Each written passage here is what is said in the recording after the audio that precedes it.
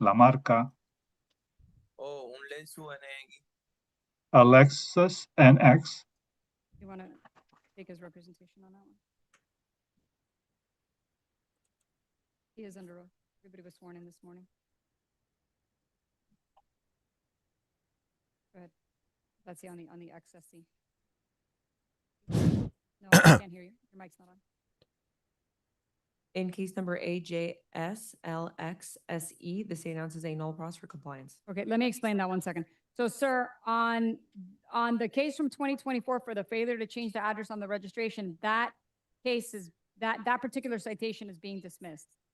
Entonces, Hey, caballero, what up, en Miss esta Queen? acusación del 2024 por la registración no tener la dirección, entonces ese caso queda retirado, queda desestimado. With that ticket, you also received a ticket for improper passing and unlawful speed. I will not dismiss those, though those will be set for court and you will be receiving a new court date. What up, Lauren? What up, Crystal? Ahora tiene dos multas más por haber usted pasado un vehículo a una velocidad ilegal, y para esas dos acusaciones usted va a recibir una fecha de corte porque no le voy a desestimar esas dos acusaciones. Okay, so that leaves you with the new driving with the license suspended. Y eso entonces nos queda la de conducir con la licencia suspendida. No wonder my insurance And prices you are so have, high. Tickets that are Ridiculous. suspending your license. Why haven't you cleared them? Y usted además tiene multas que le están impidiendo tener una licencia válida. ¿Por qué usted no ha resuelto esas multas? Sí, Hey, what up, Captain? Thank you. contraté un abogado para que me hiciera todas las gestiones, pero no sé qué pasó con eso. Tendría que ir a donde Well, What up? I hired an attorney so that they would take care of the whole process. I don't know. I would have to go to them and ask. Who's the attorney, sir? ¿Y quién es el abogado, caballero? No sé. bueno, no me lo recuerdo. I don't remember I don't the name. remember the name. No one ever does, sir. Es que nadie se Ay, acuerda, ay, ay. caballero. What a joke. You want to tell me who you hired? ¿Me quiere usted decir a quién contrató? Sí, I don't know. Para decírselo tendría que tener mi carpeta de, ¿sabes? Donde me tengo toda la información de todo. For me to be able to tell you, I would have to have my file where I have all the information. Okay. I'll His leave the file. bonds at 150 on XVE. Hey, what up, John? And, What up, XSC is Carson? no pros. Entonces, la fianza se la dejo en $150 y el otro no va a ser procesado. All right, let's go to Ariel Mayo. Dario's kind of crappy right now in this court. What up, Annette? How's it going? Mayo received a bond of $3,000 on his felony charge. Thank you.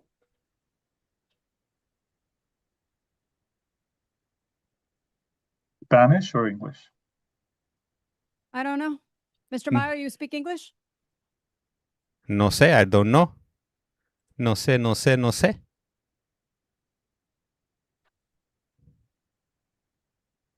I don't know. Señor Mayo, no lo podemos escuchar. ¿Inglés o No, español? no. He Oh. said he speaks English. Oh, I apologize. Thank you, Honor. Yeah, I'm feeling pretty good. I'm feeling pretty good, if you will. Thanks Okay, for Mr. asking. Mayo, you're here before me on the driving with a license suspended charge. I understand you already got a bond in the felony. I see that you are suspended for child support. I'll set a Child bond support? At 500 on this one. That's RJA. That's in addition to the 125. Yeah, thank you, Carson. Yeah, I'm feeling a lot better, man, since after these few months. What up, Connor? What up, Hector? How's it going today? Hopefully everybody's doing good All today, Joseph. and you guys are not in jail. Because if you are, it'll be no bueno. Okay, Thank you so much. Hey, no problem. Hey, thank you for the heart and JB 1983. Gracias, highly appreciate it. Mr. Joseph, good morning. You're here before me on a new charge of driving with the license suspended.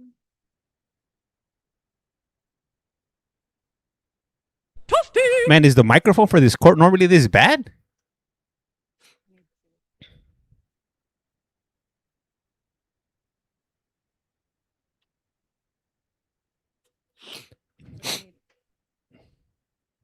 I don't know, no sé. You tell me. You guys tell me. Let me see. Let me raise this a little bit higher, if you will, so you guys could see my voice meter. Hold on, she's looking up his traffic. All right, take your time, Your Honor. Don't even trip. Hey, good luck. Thank you. Thank you for sharing the live. Highly appreciate that. I can't even see nothing, James. Let me see here. Let me fix it up for you guys. There we go. Better, James. We could see now. But they look like ants now. Let's see. Let's zoom in a little bit right here so we could see a little bit of the defendants here, because it's like going to the zoo. You know, everybody comes here for the defendants. Ain't nobody here to see the judge or the translator or even me. Okay, he's suspended for costs.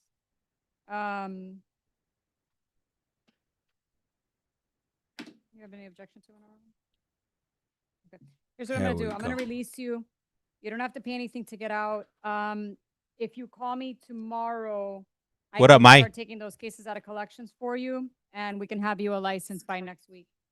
Oh, thank you. Next week. So just What give me a up, call tomorrow, Jessica? because you're not gonna be able to do it on your own without paying thousands of dollars. So I had to call. You're gonna Or call the- my office tomorrow, yeah.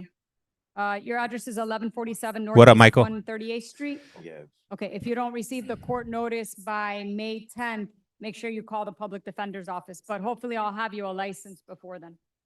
Okay. Okay, ROR corrections, You'll have to update it. go to Hatfield. Hatfield.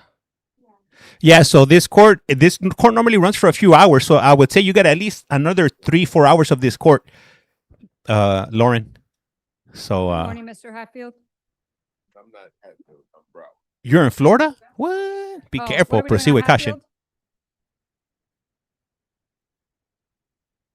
Where is this at? This is gonna be Miami-Dade.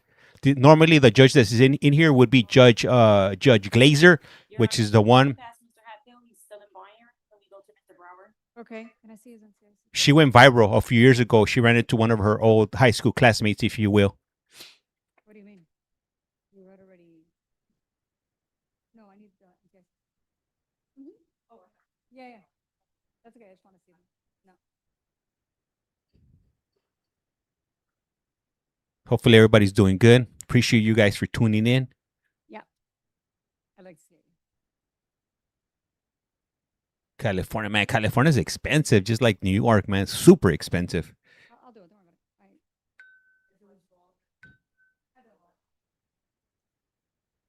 Man, it's 4:20. Whoa, in the UK right now. Hopefully you guys are getting a bit of sunshine out there, because I know it's gloomy. I've been out there before, and it's gloomy. It's like the sun never comes up. And Your Honor, I'm sorry, Mr. Hatfield is gonna be a bond out. I'm used to expensive. That's right.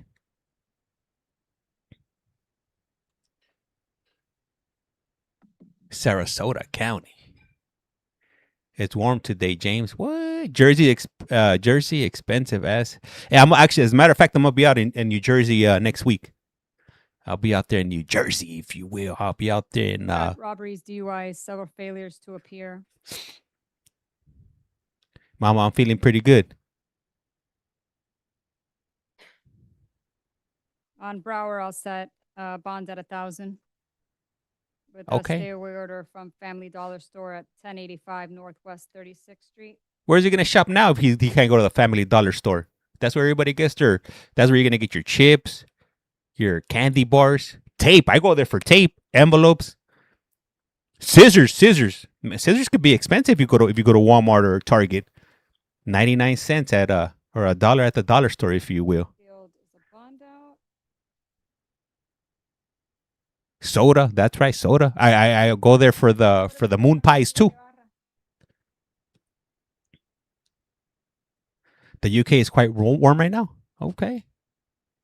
Corrections. All right, next on Sorry, the Your Honor. price What are is we doing with wrong. Garcia Guevara, you had asked me to pass him.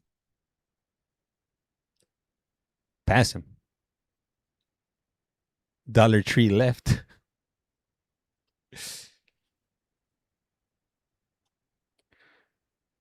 Gotta figure out where you could save a buck or two nowadays.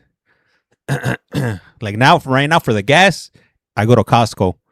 I'm trying to save those 20 or 30 cents or whatever the hell amount of money I'm saving per gallon. Hey, what up, Chad? Set up for the PM? Kangaroo Court. You got it. Love the banana. I go to Wisconsin. All right, see you guys back at 1 o'clock. What? Have a nice Your Honor. lunch. They just started, Your Honor. Hold on. Bye. We got Maricopa right now. Thank you, Your And Honor. we got Maricopa right now. And they don't have the live button right now. So we're going to go to Maricopa, if you will. This is another live court here. Let me just get this behind me over here like so. They asked me to do it at the PM because it's a felony bond. All right. Let me zoom out here.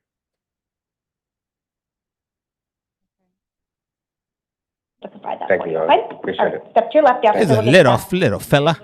Mr. Mirage to the podium, Mr. Luis Canes to the chair. I can't see nothing, James. I could only hear. Hold on, Grasshopper. Hold up. Can I get your name and date of birth? Eric Meraz, 12786.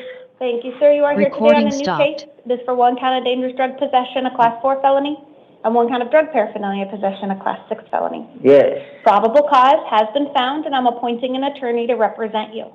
Here we You're going to have go. a status conference, May 7th at 8:30, and a preliminary hearing, May 11th at 8:30. I'm going to release you to the supervision of pretrial services, but you have written conditions of release. You may not possess any weapons. You may not possess drugs without a valid prescription. You're going to get an envelope with your paperwork. You need to read the instructions and contact pretrial services within 72 hours of your release. What up, Drea? Did you have any questions? Yes, I need to restate, right? You'll be released today if this is the only thing you're here for. If you're here on any other issues, then which you may be. This was you about may to have a tip warrant over. out of the city of Phoenix. If that is accurate, then you'll likely be seeing another judge at either 10 a.m. or 4 p.m. today. But the officers will have more information on that, okay? Okay, thank you. All right, step to your left. Dang, what kind of shorts are those? Luis Canes to the podium, Jessica Matthews to the chair. Gas is $3.45? Where you at, loneliness? What up, Sean? May I get your name and date of birth? Luis Cañas, 12/18/1983. Thank you, sir. You are here today on a new case for one count of dangerous drug possession, a class 4 felony, one count of drug paraphernalia possession, a class 6 felony. Probable cause Georgia. has been found, and I'm appointing an attorney to represent you. You're going to have a status conference, May 7th at 8:30, and a preliminary hearing, May 11th at 8:30. I am going to release you to the supervision of pretrial services, but you do have written conditions of release. You're not to possess any weapons. You're not to possess drugs without a valid prescription. With your paperwork will be an envelope. You need to read the instructions and contact pretrial services within 72 hours of your release. Okay. Did you have any questions, sir? No, thank you, ma'am. Please take a step to your left and the officer will get that for you. Jessica Matthews to the podium, Paul McDonald to the chair. Hey, thank you, Chad. Highly appreciate you. Needles? 726. I was out in Barstow a few days ago. May I get your name and date of birth? I couldn't afford to pump gas. 1991. Thank you, ma'am. You are here today on a new case for one count of burglary, a class 4 felony, one count of drug paraphernalia possession, a class 6 felony. Probable cause has been found, and I am appointing an attorney to represent you. You're going to have a status conference, May 7th at 8:30, preliminary hearing, May 11th at 8:30. I am going to release you to the supervision of pretrial services, but you do have written conditions. You may not return to the scene of the alleged crime. You may not contact any alleged victim, complainant, or witness. You may not possess or consume drugs without a valid prescription. With your paperwork, you're going to get an envelope. You must read the instructions and contact them within 72 hours of release. And then make sure you attend all of your hearings. If you fail to appear, a warrant will issue, and then you will be held on bond at your future hearing. Do you have any questions, ma'am?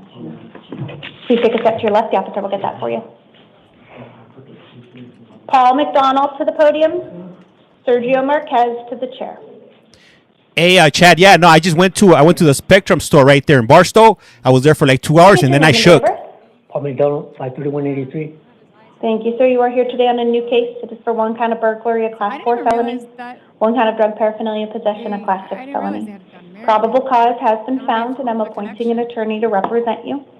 You're going to have a status That's conference, awesome. May 7th at 8:30, preliminary hearing, May 11th at 8:30. I'm releasing you to the supervision of pretrial services, but you have written conditions. You may not return to the scene of the alleged crime, no contact with any alleged victim.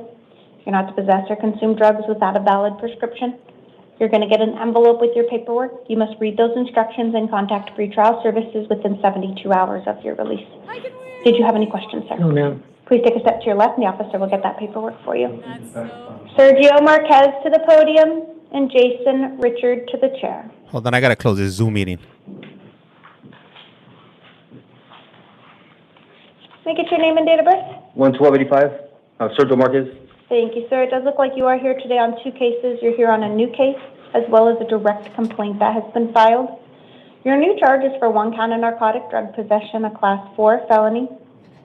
And your direct complaint that was filed has an offense date of May 18th of 2024 for 1 count of dangerous drug possession, a class 4 felony, 1 count of narcotic drug possession, a class 4 felony, and 1 count of drug paraphernalia possession, a class 6 felony. On your new case, I am finding probable cause. I'm appointing an attorney to represent you in both cases. What up, Emily? Hey, You're what up, gonna have Aunt? a couple of hearings coming up. You're going to have a status conference, May 7th at 8:30, a preliminary hearing, May 11th at 8:30. This does apply to both of your cases. I am going to release you to the supervision of pretrial services, but you do have written conditions of release. You're not to possess weapons. You're not to possess or consume drugs without a valid prescription. You'll get an envelope with your paperwork. You'll need to read those instructions and contact pretrial services within 72 hours of your release. Did you have any questions, sir? No, that's it. Okay. Thank you, ma'am. And if you could take a seat in the gallery, we do need to reprint number 21, and then they'll bring that paperwork out to you. Thank you, sir. Jason Richard to the podium, Caitlin Baker to the chair. Hey, have you guys seen any interesting cases in Maricopa lately? Damn, he's out of Can I wind. get your name and date of birth? He's winded. Jason Emil Richard. My date of birth is 11/2/1978. Thank you, sir. You are here today on 2 cases.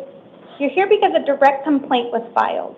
It has an offense date of January 8th of 2026 for 1 count of dangerous drug possession, a class 4 felony, and 1 count of drug paraphernalia possession, a class 6 felony. What up, make money? You're here also on your probation case because at the time of this alleged offense, you were on probation, so you're here on a term 1 probation violation. What up, Harry? I'm appointing an attorney to represent you in both cases, and I'm going to set a couple of hearings.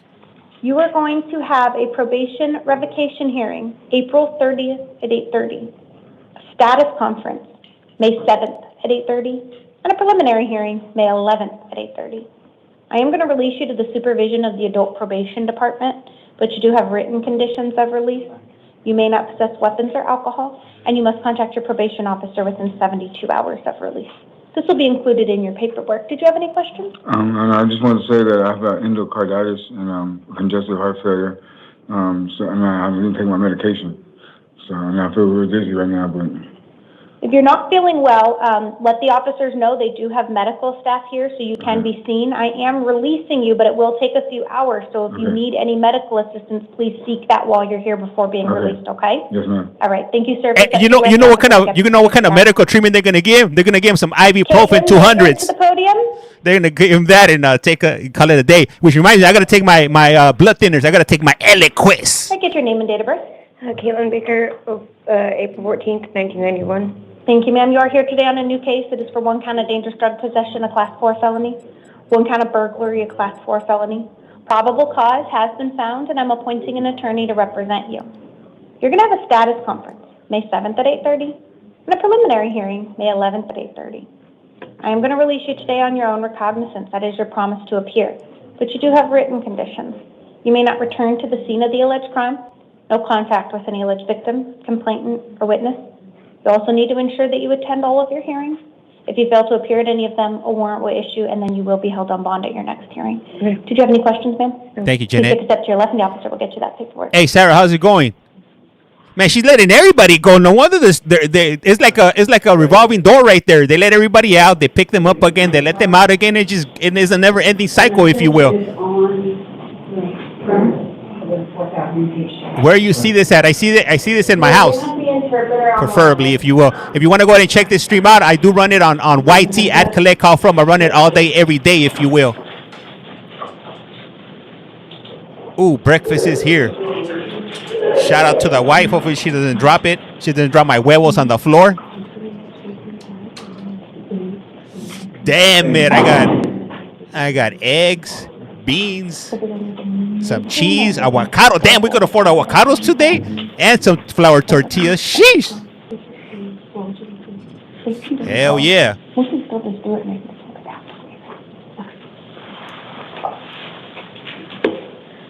May I get your name and date of birth? 10 de septiembre de 1990. ¿Qué? September 10th, 1990. My beans are burnt. She burnt the beans. But I'm not going to tell her nothing And because may I that's get your name? asking for Ariel problems. Yair Celaya Zúñiga. Ariel Yair Celaya Zúñiga. Jose Garcia, CITS Spanish interpreter. Thank you. You were here today on 2 cases. You were here on a new case, and you were also here on a failure to appear bench warrant that was issued. Patrick, thank you. And Your what new up? charges are for 1 count of resisting arrest, Class 6 felony, and 1 count of child enticement to facilitate sex with a minor. Ooh, that's no bueno. Probable cause has been found, and I am appointing an attorney to represent you in this case. For the case you failed to appear, you have a pending charge of discharging a firearm in city limits and 2 counts of disorderly conduct involving a weapon. This guy's like a one-man I'm crime going spree. to affirm the attorney previously appointed to represent you in that case. You will have 3 hearings coming up. You will have a status conference April 29th at 8:30, an evidentiary hearing April 30th at 1:30, and a preliminary hearing May 1st at 8:30. On your pending charges where you failed to appear, you have a secured appearance bond of $500. However, in your new case, because you were out on felony release at the time of this alleged offense, you are not eligible for bond today on your new case. So posting that $500 bond would not get you released from custody. The time set to determine if bond will be set on these new charges is April 30th at 1:30. So you will remain in custody until at least that time. This will all be in your paperwork. Sir, did you have any questions? Sí, tengo una pregunta. Yo cometí un error, pero He committed an error. no voy a salir hoy. I'm not going to get out today. No puedo salir hoy, tengo que pagar un bono. Tengo mis niñas con cáncer y My daughter has cancer. mi miedo es que me deporten, oiga. I'm scared to be deported. Should have thought about that before you went on this crime spree.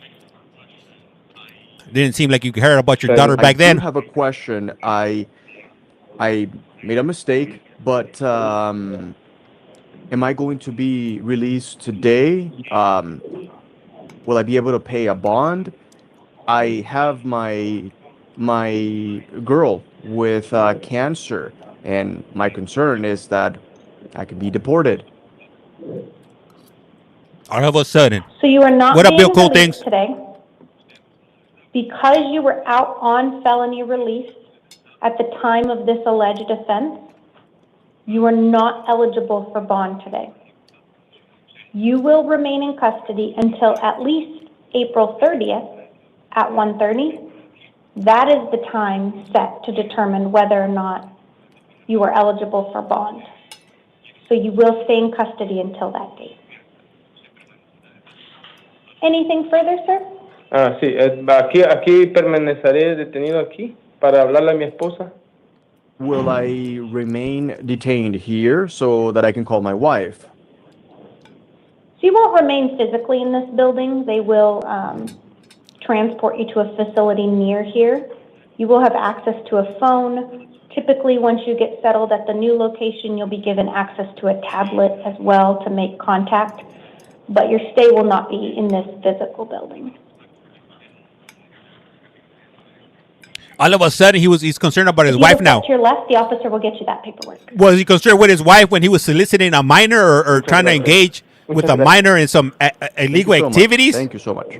I think not. All right, sir, that does complete all of our Spanish matters on this calendar. I really appreciate your assistance. It was a pleasure, Your Honor. Put Have that foot in a wonderful wood day, you and chipper your staff. after he finishes his Thank you, you sentence. too. The 2 remaining cases will proceed as house calls. The first one will proceed as a house call due to being a danger to others. Case number 14, Roberto Gomez Marin, date of birth July 17th, 1995, is here on 1 count of aggravated assault, a Class 3 felony. Probable cause has been found, and I'm appointing an attorney to represent him. He is going to have a status conference April 29th at 8:30, preliminary hearing May 1st at 8:30. He has a secured appearance bond in the amount of $25,000. In the event he posts bond and is released from custody, he has written conditions. He may not return to the scene of the alleged crime, no contact with any alleged victim, and he may not possess any weapons. This will all be included in his paperwork. Case number 17 will proceed as a house call due to him being currently located at a different facility due to a medical condition. He is here on a probation violation. It is a term 1 violation based on his new charges that he was seen for yesterday at 8 a.m. I am finding probable cause, appointing an attorney, setting a probation revocation hearing April 30th at 8:30. He does have a secured appearance bond in the amount of $500. This is in addition to any bond that was given to him yesterday. In the event bond is posted on his cases and he is released from custody, he will have written conditions. He is not to possess weapons or alcohol, and he must contact his probation officer within 72 hours. This will be included in his paperwork. If anything changes after I meet with these parties, I will update the written record. This does conclude our 8 a.m. calendar, and we now stand in recess until 11 a.m. Don't go anywhere, guys. I got something for you right now. Hold up, hold up.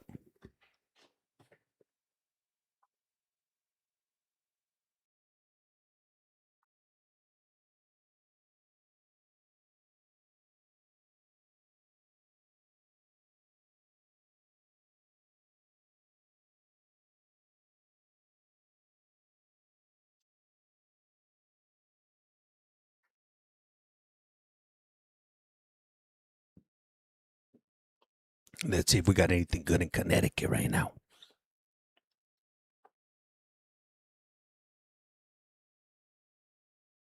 Ah, they got those stupid reviews. We don't want to see that.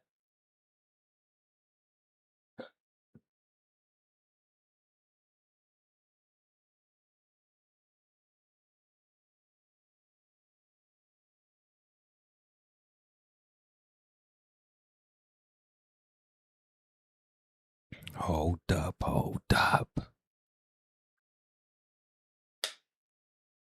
I've reviewed, I know Mr. Sears' background history. I've reviewed everything you submitted. I know his background. So anything But additional. those that may be watching are not aware of that. That's why my concern Yeah, is. but I'm the one who's making the recommendation and making the decisions and the findings. So Interesting. Okay. Sure.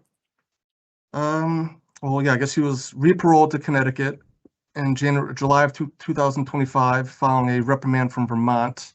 What up, Vanessa? On April 1st, I directed Offender Sears to provide a cell phone for a search. He provided me with a Samsung Galaxy A16, which did not have the other parolee's contact information. And I got a A16? Take another parolee's phone for undisclosed reasons anyways, and noticed some text messages coming from Mr. Sears, which were not from the phone number that we have on record for him.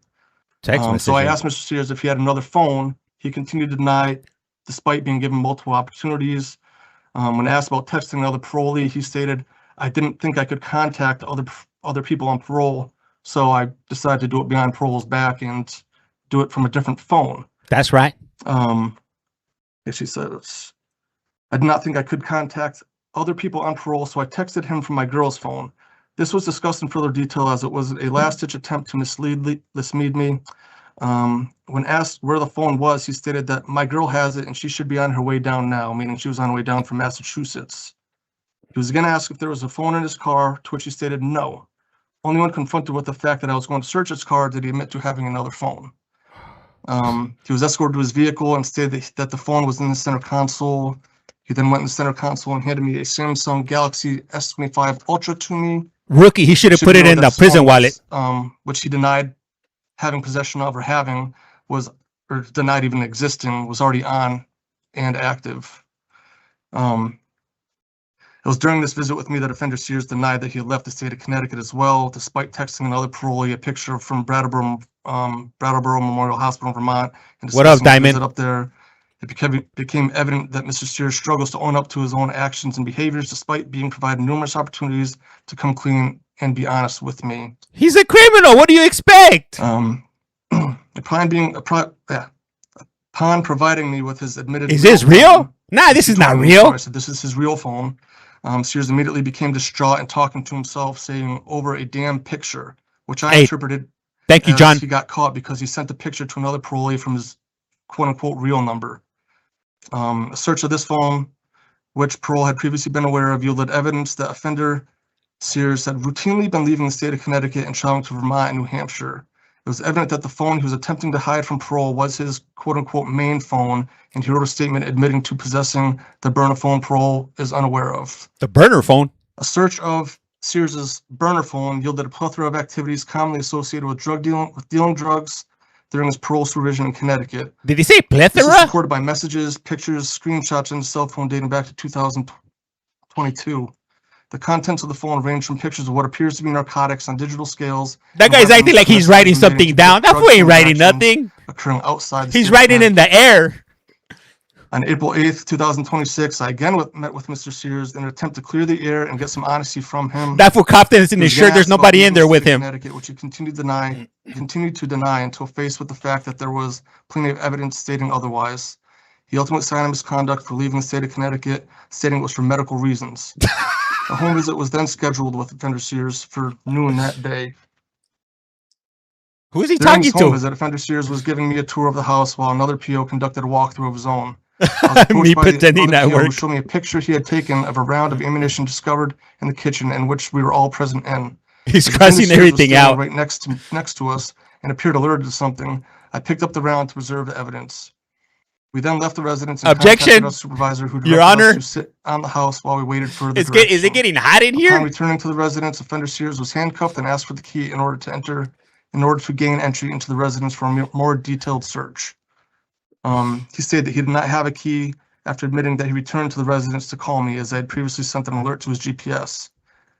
I called offender Sears' sponsor, who stated that he had several keys I like this hide guy. outside the house. Sears continued his He's deceptive stinky. behavior and denied this, causing his mother to return to the residence in order to enable access for a more detailed search. Ultimately, he was remanded to custody for possession of ammunition. The sponsor was asked whether there's any reason there would be any ammunition present in the household, to which he simply stated no. Sears had already set the deny till you die mentality with me, and this behavior is the culmination of his attitude. Rather than accept responsibility for his behavior, offender Sears attempts to turn his non-compliant behavior into a racial issue, referring to his GPS monitor as a coon leash and slave slipper. What? Continued lack of A accountability slave and non-compliance, I'm recommending Sears' privilege of having the supervision transferred to Connecticut be rescinded, and he complete the remainder of his sentence with the sending state of Vermont. Thank Thank you. you. Proceed with caution if you're out in the in Vermont area. Yes, thank you very much. First, as to the travel allegations, I would just argue that nowhere in any of these photos that were submitted as evidence concerning travel is my client actually pictured to indicate that he was physically present in any of these locations. Based on the testimony and the submitted statement from my client's partner, my client was not the exclusive owner throughout the period of this phone, and other individuals had utilized it who had worked for his partner's company. So based on that, I would argue that there is insufficient evidence for the charge of travel. Secondly, concerning the charge search, as to the incident on 4/1/26, I would argue my client didn't fail to provide his device. As indicated, he did eventually provide that, and there was a search done. So I do just think that's worth noting. As to the allegations on April the 8th, I would argue that there should be a no fighting on that charge. My client and his partner were both present when this occurred and have both indicated that they were locked out of the home when all of this was happening. Furthermore, my client's girlfriend and his mother both submitted statements indicating that there were not spare keys available for my client to use that were, hidden somewhere outside of the residence that he could have utilized to gain access. This is his lawyer. Note, I think this is, somewhat important. My client resides in the north end of Hartford. That is, I think everyone here knows, a high crime area. He indicates to me he wouldn't have felt comfortable leaving keys out by which others could potentially gain access to his residence. Additionally, I would just note my client's girlfriend's statement also indicates that he had forgotten his keys on a few prior occasions, and this wasn't out of the for him. In those situations, they would simply contact my client's mom, who worked, not too far away and was able to, come over shortly and let them in the house. Additionally, I think it's relevant. My understanding from speaking with my client and his partner is that when all of this situation with the search on the 8th was going on, my client experienced, a low blood pressure emergency where Low he had blood to be, pressure. taken by EMS to be evaluated. And regardless, Parole still did search his home as his mother had returned to the scene and allowed them entry, as my client had stated numerous times he didn't have a key. I would argue that based on these facts, that my client did not fail to comply with the search requirement of his parole. Therefore, I would argue that evidence is insufficient for that charge. Third, concerning obedience to the law, I do just think, concerning the allegations about the live round that was recovered, I just want to note my client's home, by my understanding, I thought was searched twice that day. Once, I think, earlier in the day and then once a little later in the afternoon. Mr. Sears, is that generally accurate? Was your home searched twice on the 8th? Yes, it was. The officers came around after I went to class. The officers came around 1 o'clock or something like that. And he's talking too much. I have a few questions as well, but I'll let you finish first. Yes. So I just wanted to indicate, I would also ask you, during that first search, was that the search? First of all, let me ask you this. A young OJ. When they did these searches both times, were you physically present there while they were doing the search? I was present the first time, and I didn't see the chain of custody for the bullet at what time it was found. So I'm wondering what time was that found, because it looks planted. And I'm wondering if the chain of custody is not followed, is it acceptable in a court of law because it looks planted? So that's what I'm wondering. So, sir, let me also just ask you, so you indicated that by your understanding, this was not, you were there for the first search, but you were not there for the second search. And you weren't there for the second search because you were at the hospital. Is that correct? Yes. Okay. So were you told during the first search of your residence, the one where you were present, did you observe this bullet being found? Were you aware of that at any point? I wasn't, but possibly other people was, but I'm just wondering if the bullet was found during the first search, shouldn't have been arrested then? Isn't that arrestable? They don't need a search warrant if you're on parole, probation. Thank you. I'm just gonna, go through a couple more arguments. So I would just note, my client indicates he was present only for the first search, not for the second. I'm not sure which time the round was discovered, but I do just want to note, in addition to that testimony, I would argue that the item recovered was in a common area, as is indicated in the charge. My client's PO alleges that the bullet was recovered in the direct vicinity of him and his GPS charger. But my understanding is that this was in like the living room area of the residence, and I don't think my client, I think maybe like the living room kitchen area, and my client doesn't indicate observing anything to this effect while he was physically standing there. Furthermore, I would also argue that there have been, as he had mentioned, no arrests made on these facts. From my experience, handling cases on the Hartford gun docket, individuals are often charged with criminal possession of ammunition for, singular rounds or a box of, ammunition being found without there being, a firearm itself present. Nevertheless, no arrests have been made of my client. So I think that is, relevant.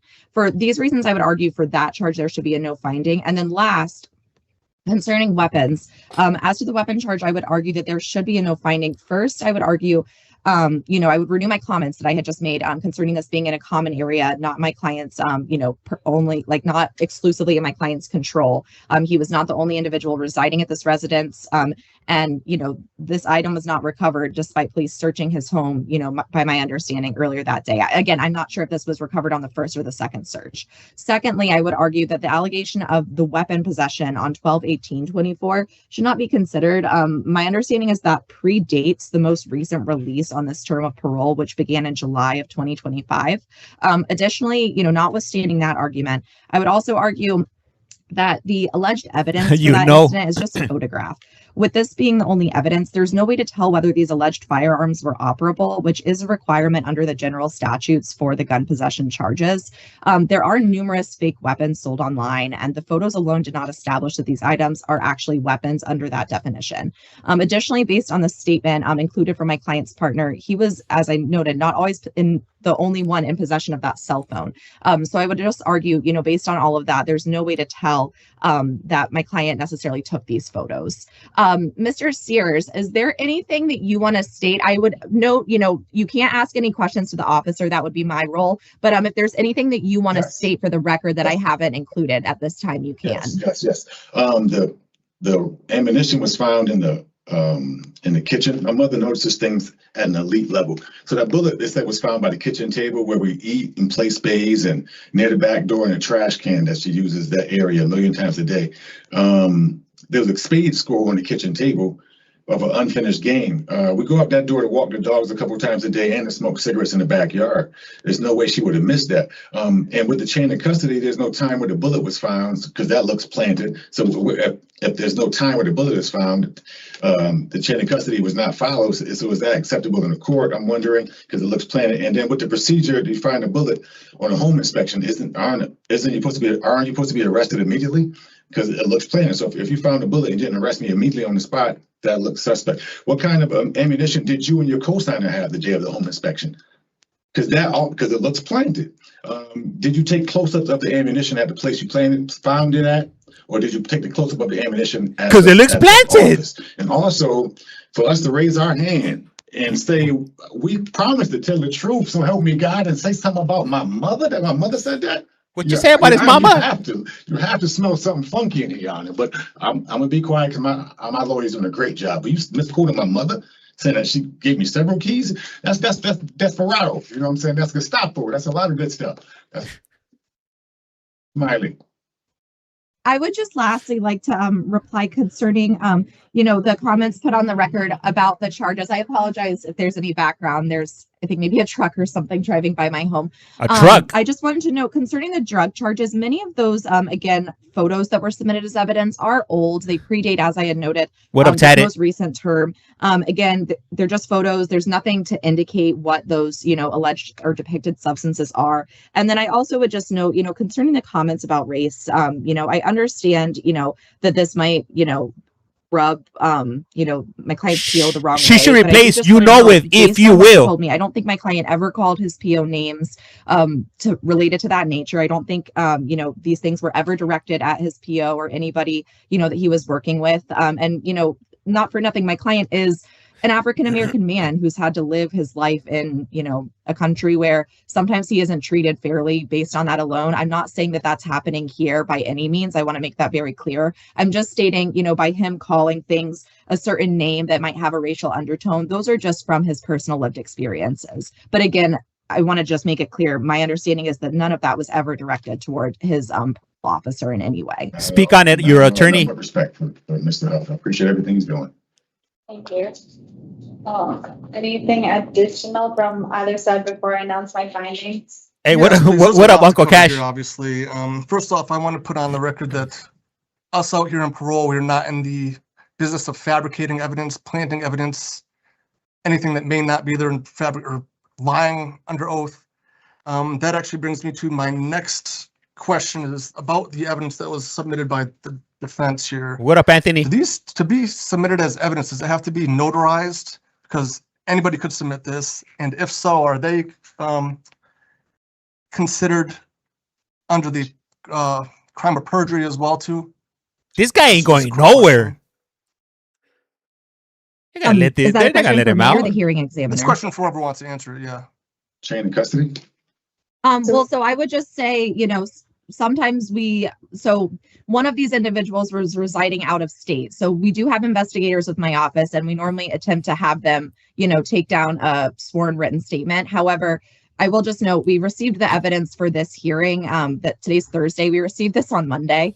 And in today's Thursday, we weren't able to have my investigator go out of state to where, you know, my client's partner lives in, I believe, Massachusetts, to get a written statement. I thought she was in Vermont. So no, they aren't sworn statements. I will note that. However, they were submitted, and, you know, I have no reason to believe that they're inaccurate or, you know, fabricated by any means. Now, in order for them to be admissible in this hearing, do they need to be notarized or anything like that? No, P.O. by Trusello? my understanding, and I'll allow, P.O. Trusello certainly has the, final say on this. But my understanding is that in these, since this is an administrative hearing, we're not in court, the rules of evidence, by my understanding, are somewhat relaxed, and aren't full blown, hearsay and things of that nature. Full blown Correct. hearsay. Anything can be submitted. It's my judgment on the reliability. Because And it's just, I'm just under the impression that us testifying here, we're subject to perjury or whatnot too. So that leads me to, I guess, the next issue is with all this evidence that was submitted is, actually, well, first we'll touch on the statement from Pat Sears 20 at yahoo.com. I, Patricia Sears, did not tell police that my son Ronald buried keys in the backyard. I never heard that. I don't know if she's considering me police or whatnot. I don't know who she spoke to. Thank you for this that. also goes back to Mr. Sears's claim that I'm putting words in his mother's mouth. Putting words in his mother's mouth. Conversation with her while Mr. Sears is, passing out, this and that. Which she did get discharged from the hospital for chest pain. Nothing else. Was given Tylenol over there. But she did tell me that he has been given several keys that he hides around the yard. Now that they're provided with all this evidence that I provide, I understand that people want to come out of their work to protect their loved ones. So that's in regards to what his mother said. I never heard that he buried keys in the backyard. Buried keys in the backyard. What that means. Also, the Rent-A-Center receipt here. That says that, I guess it looks like maybe a Samsung Galaxy S25 Ultra was purchased at some point. That was big Bali. Prior to 12/1/25. I don't know. This doesn't have a serial number or anything on this. So anybody can purchase a Samsung Galaxy at any time. So I'd say this receipt really doesn't show anything. I definitely wouldn't be buying it at the Rent-A-Center, if you will. And that's probably like a $1,500 phone. They probably charge you $4,500. That phone, anyways. Sears admitted that it was his phone. It all comes down to that. He wrote a statement regarding to that. He admitted that it was his phone, and everybody on parole knows that whatever's on that phone, they're responsible for. So, coming to find out that he was hiding this phone from parole for looks like multiple years doesn't negate the aspect that these violations that occurred on previous term of parole, they still occur while he's on parole, whether he was charged with it or not previously. Once parole became aware of it is when he got charged with it. Let's see. Going back to the Rent-A-Center receipt. I'm definitely gonna have to come back and revisit this one for sure. The girl had the phone. He texted the other offender from, and that she was on her way down from Massachusetts. This is a totally different phone that we're even talking about, I think. He had more than one phone? Two? Regarding 3? the statements from his supposed girlfriend, since we can't really verify this, which includes several straight up false statements, which I guess she's not subjected to perjury either, but I can respect the attempt for a significant other to attempt to defend their boyfriend, if that who is in fact is writing this witness statement, as we have no way of verifying this. Just curious, let's see, these quotes. Sorry, I'm all over the place here. I paid $1,800 for $825. Either way, the fact for AT&T. What? Made from offender Sears' girlfriend should immediately raise some red flags. Sears has already established the fact that he is unable to own up to his behavior, be truthful despite being faced with these behaviors. Statements admissible from a significant other who are obviously entangled in this behavior should fall on deaf ears. Yet, if it's to be considered, we can discuss the statements. When we arrived at Sears' home, he said that he came home to call this PO as I had sent an alert on the GPS monitor. He said he did not have a key to get into the house, yet he came home to call me. He did appear as though he was going to pass out, so he sat him on a picnic table bench, and parole officers contacted 911 as a precautionary measure. He was coherent and able to answer questions. I then called his mother, who stated that offender, again, here we go, Mr. Sears, call me a liar for this, but had several keys that he hides around the house to get in. Now that he's charged with impeding search of the home, does his girlfriend make false claims about the conversation I personally had with his mother out of earshot from Miss Evans? What do you guys think he's writing down right there? He was transported to St. Francis Hospital, where he was ultimately discharged without medication for chest pain of an unspecified type and dizziness. That leads us back to the first. His home was not searched twice. We went for a home visit that we planned with Mr. Sears. So and that was just in the kitchen. We were all there. my partner. I reminded to you as mom. He took on his phone. Seeing that it was right there within arm's reach of all of us, I bent over to grab it to preserve the evidence. I can show it to you. It's right here too as well. I got, but so I guess when it comes down to parole kind of being charged with that round, I did, I guess, technically Mom's gonna get it. The integrity of the investigation for police, maybe, but it doesn't negate the round that the fact. What is he writing now? On his kitchen floor, which pictures were taken of it, in my office as well. It's on video right here, but does not negate the fact that Mr. Sears, in combination with all these pictures on his phone, the big picture is going to show that he is affiliated with firearms. He's not charged with drugs or narcotics, even though the pictures on his phone, regardless of whose phone we want to say it is, even though please help, it was his phone. The big pictures that he's selling drugs, maybe some firearm activity or whatnot. He's playing He's not hangman. charged with firearms. He's charged with possession of weapons, which that brings me to the next statement, that possession of weapon, that if he is found, if he's in possession of that, that could very well create a deadly situation for Mr. Sears as well as people around him, regardless of what type of weapon it is. Let's see. They cut my other stream. For those of you that guys, they cut me. They cut the stream. Again, an attempt to mislead or discredit board of pardons and paroles, and the work parole officers due to the fact that she was, the claim that the girlfriend was in the kitchen just hours before our arrival and didn't find anything like that. That's even more concerning to me. The fact that if she was in the kitchen, didn't see anything. Yeah, they cut it. Walk in there and we find it means that there's some shady business going on. Yeah, they did. They shut it down. Hey, but just to give you guys a heads up, I'm gonna be getting off shortly. Respect the attempts for significant others to defend a loved one, but the claims from Ms. Evans in particular are nothing short of an attempt to discredit, deceive, and mislead those in this hearing. And I guess Mr. Sears is continuing what he is known for as well, too, to deny till you die. And yeah, he's not taking responsibility. Deny till you die. There's also text messages.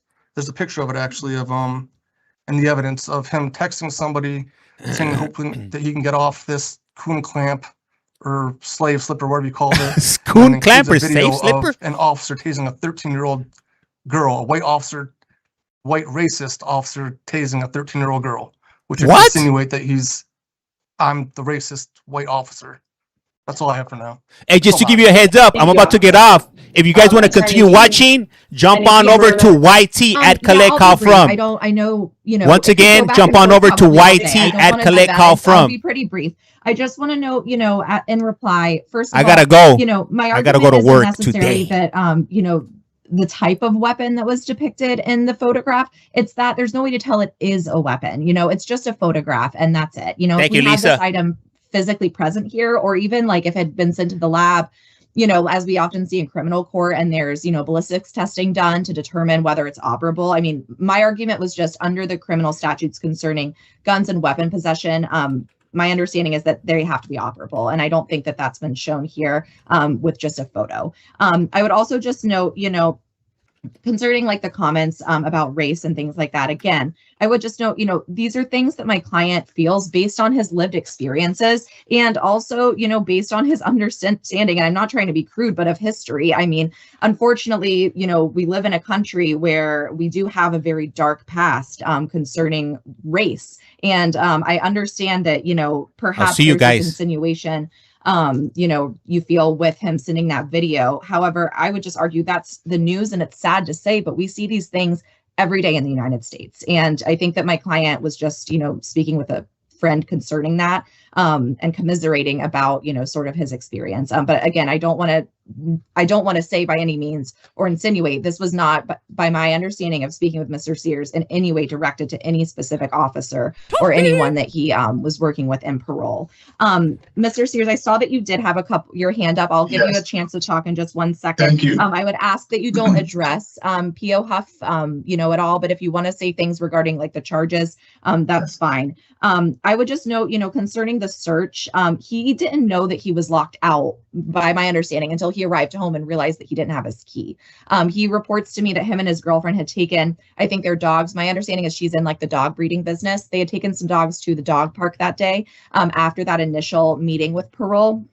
And then while there, as noted, his GPS was vibrating. Nothing so yet. He was under the impression, oh, they're trying to get in touch with me. I need to try and make myself available. So my understanding is he went home so that he could try and call. And upon returning home is when he realized, wait a second, I don't have my key. But again, I would just note, I don't think that this is a denial of search. I don't think that there's any evidence to indicate that there were other keys that he just failed to show parole.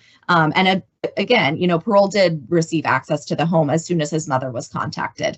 And lastly, I will just note, I know that there's, some concern regarding the veracity of the submitted statements, but I do just want to indicate, I've been in touch with Mr. Sears and his partner since he was remanded for this. They immediately contacted our unit to fill out an application for representation once he was served with his parole violation. And even before, this evidence was submitted and we had, all the specifics and stuff, both himself and his partner have been very consistent in what they've told me. I do just think that that's worth noting.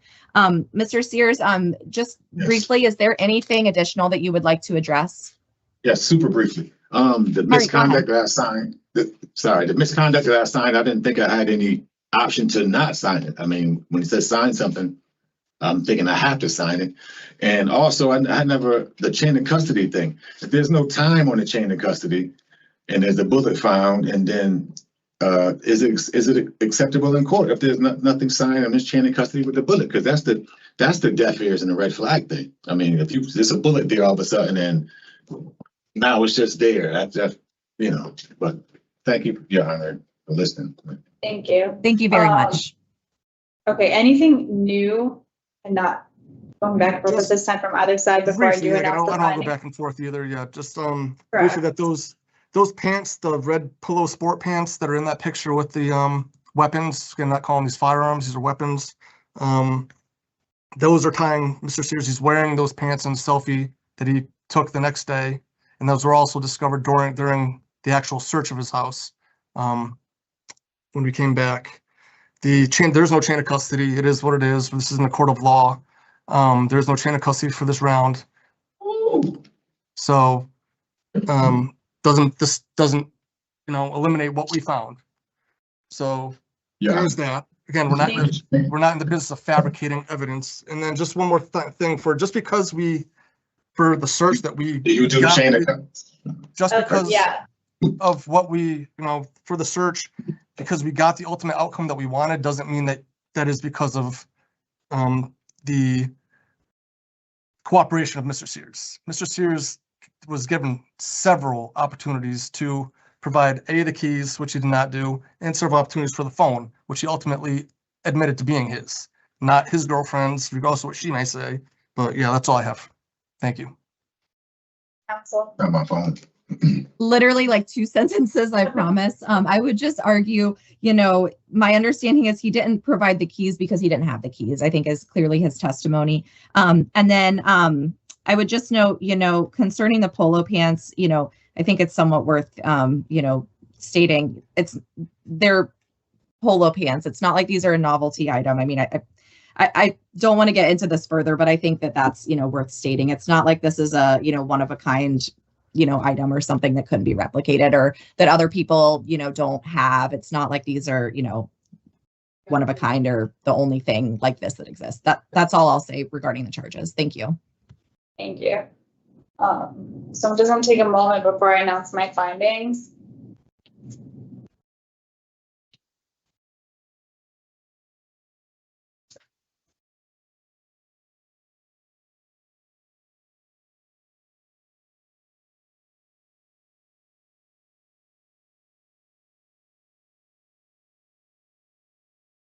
Okay, on charge number 1, Mr. Sorry, Piotr Sears. Trisella, one last thing before you make your findings. You said regarding the out-of-state travel, one of those pictures was from him personally at a doctor's appointment at the Cheshire Health Center there. You can read on top of the computer, has a date, has his name, has his information, has everything. So that places him in New Hampshire. Sorry about that. Okay.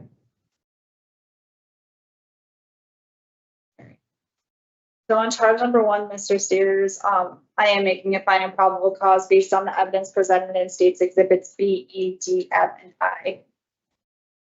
On charge number 2, the condition of search, I am making a no finding of probable cause based on the testimony presented by the defense, stating that both searches were completed, and that's the elements of the offense per the desk book. On charge number 3, I'm finding that you violated the condition of, or just charge number 3, I am finding probable cause for that charge based on the evidence presented in State's Exhibits B, E, D, and I. And on charge number 4, I've identified it as 2 separate parts, each identified by a date as charged. And I'm going to make a finding of probable cause for the part dated 4/8/2026 based on the evidence presented in State's Exhibits B, E, D, and I. And I'm making a no finding for the part dated for 12/18/2024 based on the defense's argument that there's no way to determine the weapon that it is. It's just a picture. So it does not meet the elements of the offense. So that does conclude the fact-finding portion. That does conclude today's hearing because, as I stated before, this is an interstate case with Mr. Sears, as he's here on parole from the state of Vermont. So what happens next is any decision from now on will be determined between the state of Vermont and the interstate unit. So they'll be notified of today's hearings. They'll get records of everything that was discussed today and took place, and then they'll be in contact with you, Mr. Sears. Any questions? Sir, I'll set up a legal call with you so that we can debrief everything and discuss everything and next steps, okay? This concludes the preliminary hearing for Ronald Sears, inmate number 250866. Thank you, everyone. Love to you, Mr. Sears. Thank you. Have a good one. Thank you. Thank you, everyone. Thank you. Bye.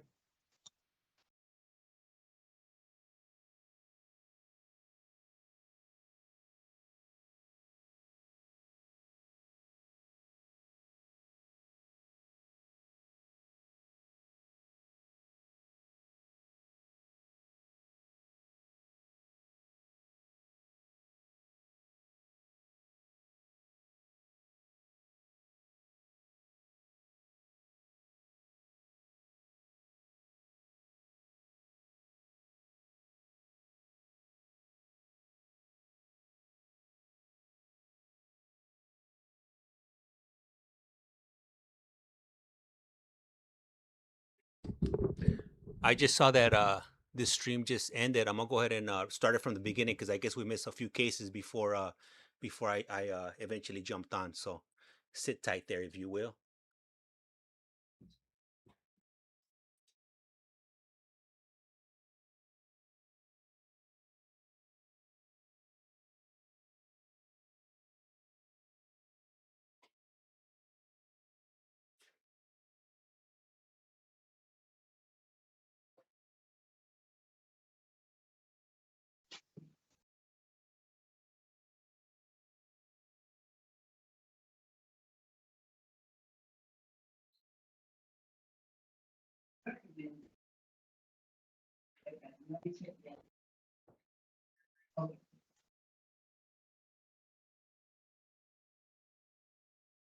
Officer Barstow? Good morning. Sorry about that. I'm here. No, you're good. Thank you. Mr. Perry, do you want to have a seat or are you going to stand? Yes, I'll sit. Thank you. I was waiting for that. Thank you. Oh, you mean you do what you need to do. All right, so we're going to get started, okay, Mr. Perry? Yes, ma'am. Go ahead. So good morning. I'm Parole Officer Giselle, and I'm here to examine for the Board of Pardons and Paroles. This is a revocation hearing concerning Claude Perry, inmate number 104397. Today is Thursday, April 23rd, 2026, and this hearing is being conducted via video at the Board of Pardons and Paroles Central Office and Osborne Correctional Institution. Can you please state your full name and DOC inmate number for the record? 104397. Thank you. And just your full name, please? Claude Lee Perry Jr. Thank you. So this is a public hearing, and public access to this hearing is available via video live stream. Present this morning is your attorney. Can you please identify yourself for the record? Yes, Hannah Dean on behalf of Mr. Perry. Good morning. Good morning. Thank you. And also present this morning is your charging officer. Can you please identify yourself for the record? Yes, good morning, everyone. Parole Officer Barstow, Special Management Unit, New Haven. Thank you. So this is a revocation hearing to determine whether you have violated the conditions of your release. I will review and make findings of facts as to each of the charges against you. The state, not you, has a responsibility to prove the allegations by preponderance of evidence, and that is the better or weightier evidence must establish that more probably than not the allegation is true. If I do not find that there is preponderance of evidence to support a violation of one or more of the conditions of your parole, I will reinstate your parole, which means releasing and placing you back on parole supervision. If I find that you have violated one or more of the conditions of your parole, I'll consider whether or not your parole should be revoked. And if I recommend revocation, I'll make a recommendation as to an appropriate sanction. The recommendation will then be given to a panel for a final decision. And if the panel wishes to impose a sanction beyond my recommendation, a supplemental hearing will be provided to justify additional confinement. You should know that a revocation hearing is an adversarial proceeding. And anything you say at this hearing can be used against you. This hearing is also being recorded. The testimony at today's hearing will be taken under oath. So Mr. Perry and Officer Barstow, can you both please raise your right hands? Do you solemnly swear or solemnly and sincerely affirm, as the case may be, that the evidence you shall give concerning this case shall be the truth, the whole truth, and nothing but the truth, so help you God upon penalty of perjury? Yes, I do. Thank you. So we're going to go over, thank you. So we're going to go over the procedure for today's hearing. So first I'm going to read your rights. Then we're going to review the parole violation charges that the state, your parole officer, is bringing against you. We'll then review and identify the exhibits that have been filed for the record. The state will then have an opportunity to present all relevant testimony subject to cross-examination and any relevant documents. After the state is finished, you will have the same opportunity. After considering all the evidence presented, I will announce my findings. And if I find that you have violated one or more of the conditions of your parole, the state will have an opportunity to speak to your background and history. After the state is finished, you will have the same opportunity. Do you have any questions about the purpose or procedure before we begin? No, I don't. Thank you. Okay, so we're going to go over your rights for today's hearing. So the first is you have the right to be represented by an attorney, and counsel is here present for you. You also have the right to receive a written notice of charges of violation. Did you receive that written notice? Yes, ma'am. Perfect. You also have the right to review the evidence against you before this hearing. You have the right to submit evidence in support of the case. You have the right to call and examine voluntary witnesses, and you have the right to cross-examine adverse witnesses. Do you understand these rights, and are you ready to go forward? Yes, I do. We are now going to review the charges that the state, your parole officer, is bringing against you, and the information underlying each charge. So, Officer Barstow, can you please review the charges for us, starting with number 1, obedience to the law? Yep, charge number 1, obedience to the law. On 2/20/2026, you were served with an outstanding arrest warrant out of New Haven Police Department, case number 26002396, in charge with the following: assault in the 3rd degree, Connecticut General Statute 53A-61, and breach of peace 2nd degree, Connecticut General Statute 53A-181. According to review documents, on 1/18/26, you assaulted a known male by striking him in the face at 19 Grace Street, New Haven, Connecticut, which is your approved parole residence. Due to your arrest, you're in violation of your special parole conditions, Section 2, obey all laws, subsection A, obedience to the law, criminal.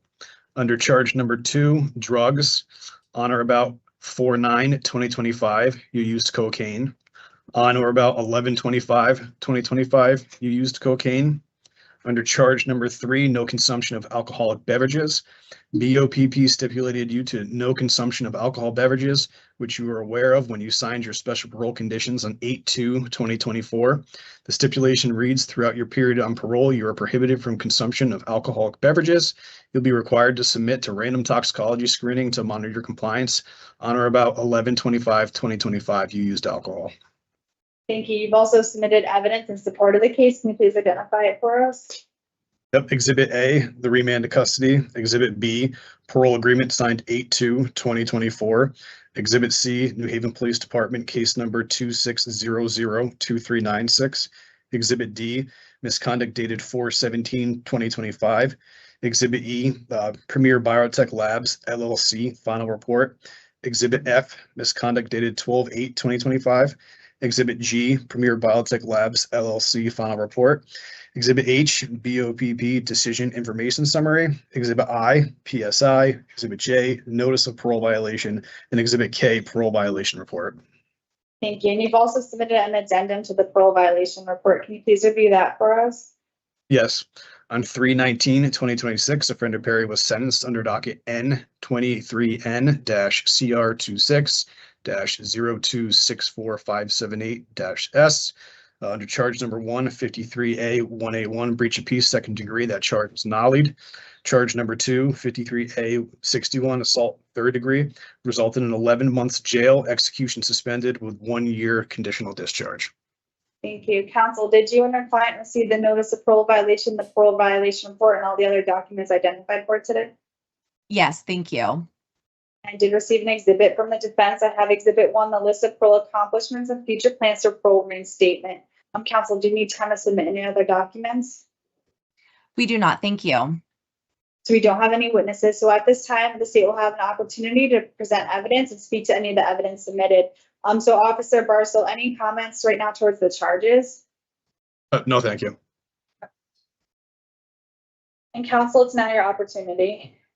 Yes, just very briefly, as to the first charge of bail laws, I would just note the addendum submitted was accurate. My client did not receive any time to serve for this matter. He took the fully suspended conditional discharge on the one misdemeanor, and then the other remaining charge was nollied, as was stated. And then just as to the charges of drugs and alcohol, I would note for the incident they're alleging on 11/25/25, there should, I would argue, be a no finding. The urinalysis and evidence was taken on a different date. But those are my comments, and then I would like to speak to my client's background at the appropriate time. Thank you. Thank you. Any other comments before I make this, before I take a second and announce my findings?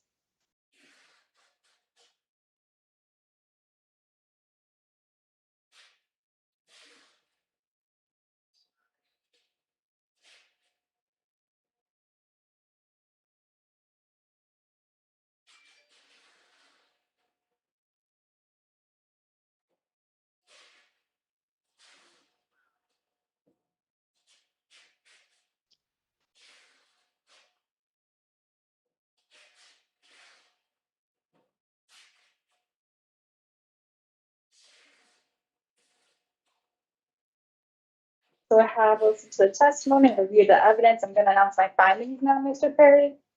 So on charge number 1, I am going to find that you violated the condition of obedience to the law based on your conviction of the assault third on March 19th, when you received the sentence of the 11 months jail, execution suspended, followed by 1 year conditional discharge. In addition, the evidence in support of the charge is states exhibits B, C, and K.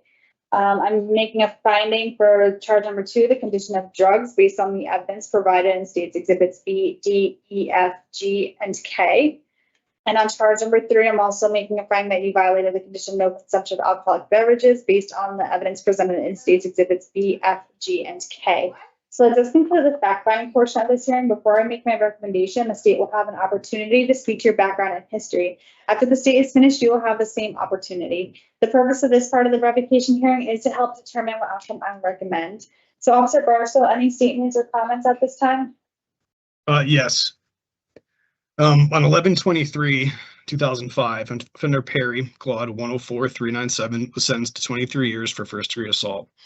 On August 2nd, 2024, offender Perry was released to special parole supervision with the Special Management Unit with a special parole end date of 8/1/2034. Offender Perry is a multi-state offender with arrests in both Connecticut and South Carolina, which include violent and non-violent offenses. Offender Perry has a criminal record that dates back to the early 1980s. The offender has a history of community supervision, resulting in 2 successes and 6 failures. According to the offender's incarceration history, the subject has 15 sentencing dockets on file. He's been incarcerated almost every year for the last 4 decades. The only pause to his criminal behavior while in the community has been due to his incarceration and/or escape status. The offender continues to display high-risk behavior and lacks accountability. When questioned about his positive cocaine test on 4/9/2025, Mr. Perry reported that he ingested cocaine while performing sexual acts with a partner. When the defender was questioned regarding his 11/25/2025 positive cocaine test, He reported that he was hanging out with a doctor and didn't realize there was cocaine on a coffee table and he touched it. Offender Perry has a history of cocaine use, which has resulted in violent criminal behavior. According to the offender's decision information summary, he doesn't take accountability for his initial offense. The offender admits that they both had drank alcohol prior and used drugs before as well. The offender reports that they were arguing and they, quote, fell to the ground. The victim had a knife in her hand, and when they fell, she must have cut herself by accident. The offender reports that she accidentally stabbed him in his arm. The offender was asked if he thought he was violent, to which he responded, "Most of my interactions are misunderstanding, not violence, but sometimes in the wrong place at the wrong time." Due to the offender's criminal history, new arrest, positive toxicology screens, and historically displaying a lack of impulse control, the state is requesting an 8-month sanction. Thank you. And counsel? Thank you. My client, Mr. Perry, is 61 years old, born in New Haven, raised in Ansonia. He has support in the community from his sister and his church in the New Haven area, and he also does have one 32-year-old son. Upon release to special parole back in August of 2024, my client successfully completed Isaiah House. He then used the REACH program out of Bridgeport. He then transferred over to Waterbury and successfully completed Renaissance East Halfway House. He then had a REACH bed over in Waterbury, which he successfully completed, and he was most recently self-sponsored at a residence in New Haven. While on special parole, my client was working with Career Resources and had gotten a number of certificates, including OSHA, hazmat, forklift, operation, and flagging. He was full-time at Tim Enterprises LLC in New Haven. He also was doing side jobs as well, including like painting, handiwork. He reports successfully completing outpatient anger management in New Haven. In April 2025, he did do an intake assessment with Apt Foundation where he wasn't recommended to further higher level of care treatment. He did set up an intake at MCCA after the most recent positive urinalysis, but he was remanded prior to attending that intake. He also reports volunteering while in the community as a mentor at Career Resources for a couple months and was enjoying doing that. He was on a medium contact schedule while in the community. He is successfully registered on the registry. He reports that prior to remand, he had looked into purchasing a car to further his job prospects in the future. He has been remanded now for a few months, and in that time he's written, I know, to request programming. He had written to participate in religious services. He had also requested Tier 2 and Tier 4 invoices. Upon reinstatement of special parole, my client would like to return to his independent residence down in New Haven. He has been maintaining his rent obligations during this time so that his apartment stays in good standing, and I know he's very anxious to get out so that he can get back to work to maintain his apartment. He is interested in returning to Career Resources to include continue doing additional certifications. He also is open to returning to his full-time job down in New Haven. He's open to any sort of treatment recommended and is hoping that he can establish care through MCCA. I'm asking that you would consider releasing my client on the first available board review date. This is, my understanding, his first violation on this term of special parole. He has been doing well, had obtained independent housing and was working to further his career prospects. He also, by my records, has not received any DRs while reincarcerated on this matter. Thank you. Yeah. Any additional comments from either side before I announce my recommendation? No, thank you.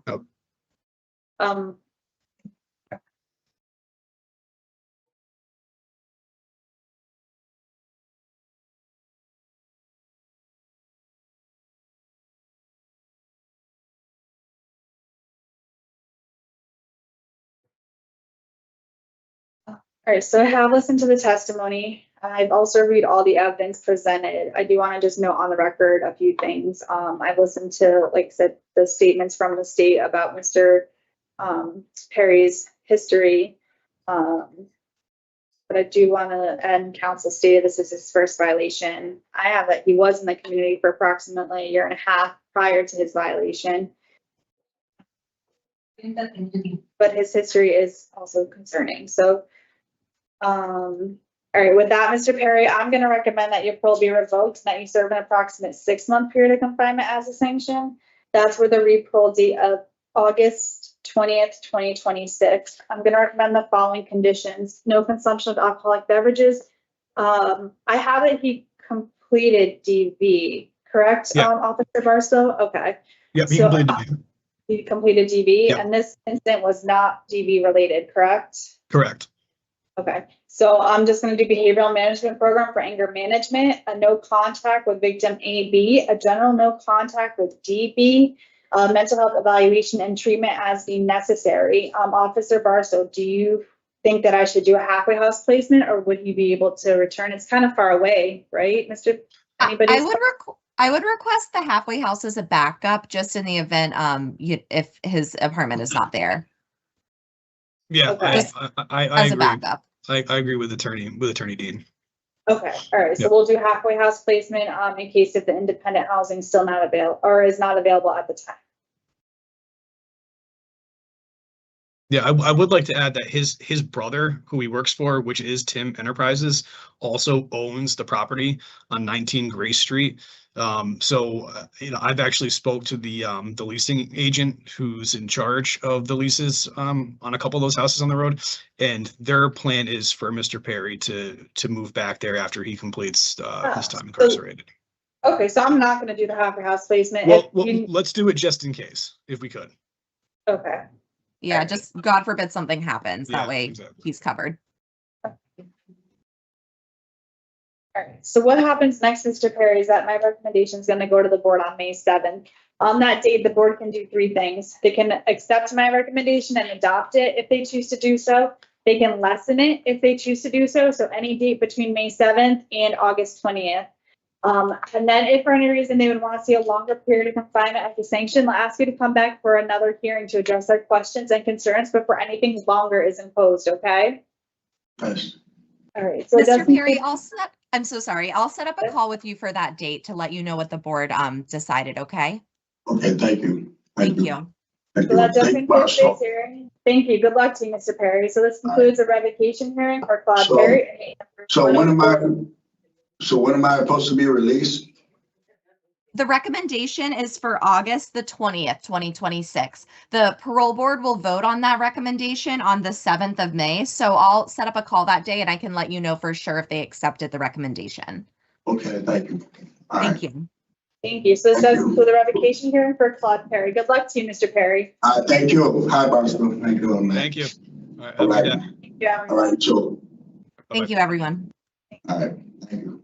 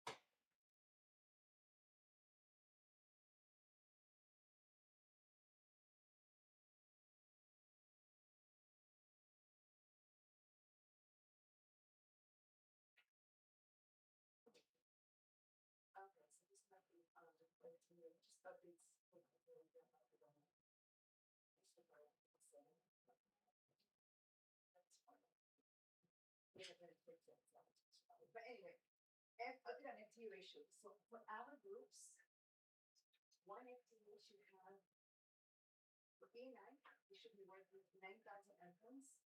And for MNR, we should be 1,300 and contamination. If we manage this is,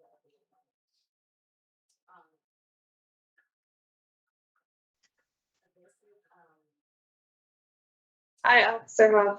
Good morning, how are you? Good morning, good. I'm gonna log into Hartford in about like 4 minutes. Okay, no worries. Thank you. Thanks.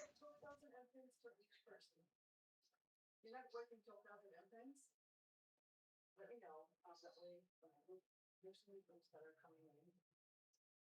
Eventually.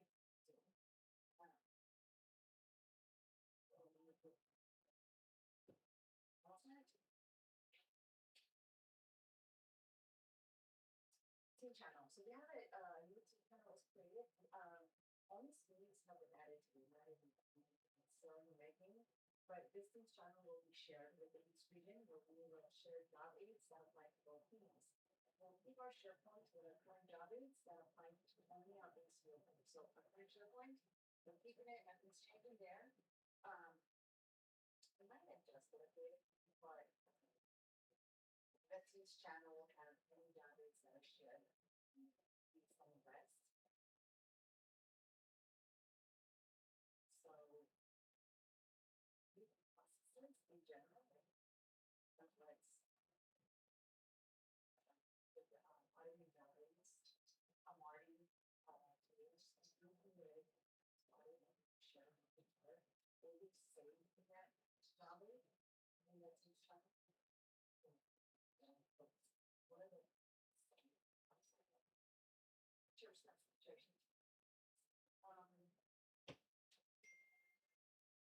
Job aids for team processes will be shared on the team's channel.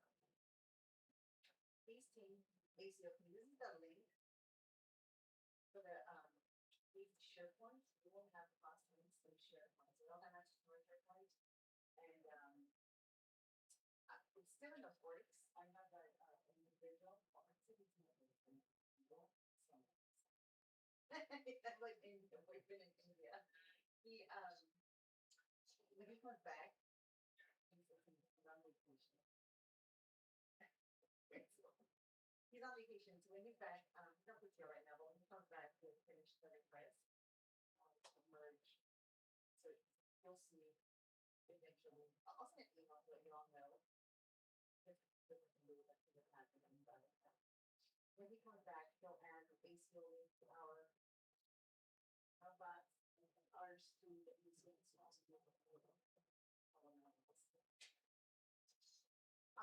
they couldn't do that. I did ask to have one. They made us an example of one in SharePoint. Really cool. I like the SharePoint. I asked my team there about feasible, and that's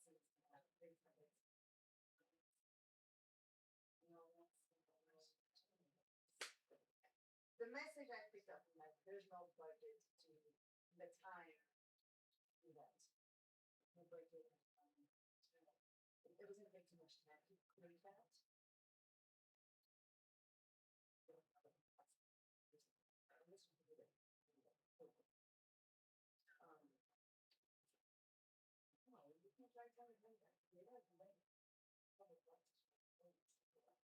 The emergency maintenance steps have been saved. So we have the emergency maintenance steps have been saved in Teams and our SharePoint. The managing national institute, it is our responsibility to add it to the national institute.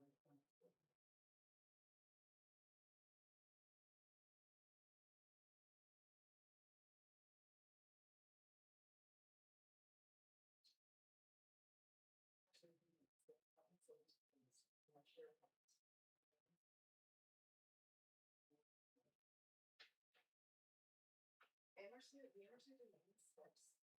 So we want to go, I think we have to steps. So that's been saved. Sorry, it's been saved.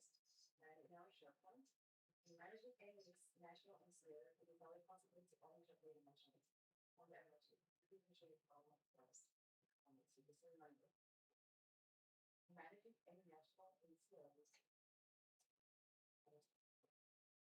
And with this,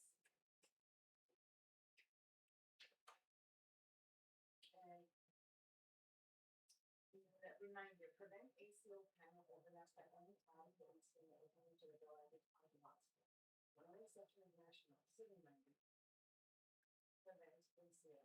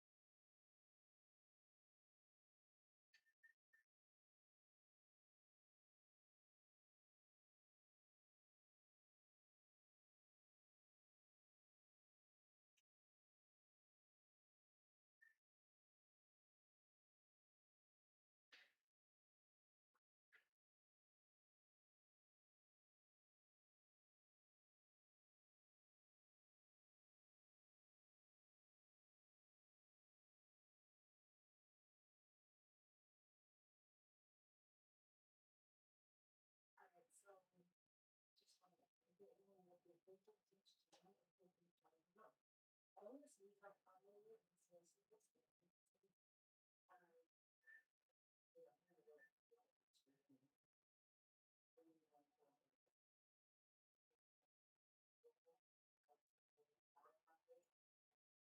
So we have auditors want to review our job experience. So we will have them review and give us a personal list. Once we add jobs. Well, listen, I'll be honest with you guys. I said yes to that because as soon as I put a basement with you guys, every yes, every one performs. Suddenly there's, I got too much work, why capacity, why me, what, yes, every single time I have to hear that from someone. So I'm just understanding, I said, okay, fine, I'll find somebody else. Not a big deal. We have 14 people, but the audit team willingly said, hey, we're gonna give these job reasons and fix them up. Lovely, please do that. So they are gonna do that. And once that's out there, then I'll bring in this meetings. You guys can meet with Wesley's and East's. So we can all come together and give a final review of what the auditors did. Once we agree on the jobs that are out there, then everyone will be included on that team's channel. So right now, the work on the team's channel, they just know that there's a team's channel out there. Eventually, we will have more to come with that. So they have access to it, and that's the purpose. Just remember that the purpose of that team channel will be eventually added to, most likely sometime in the next month. Will be for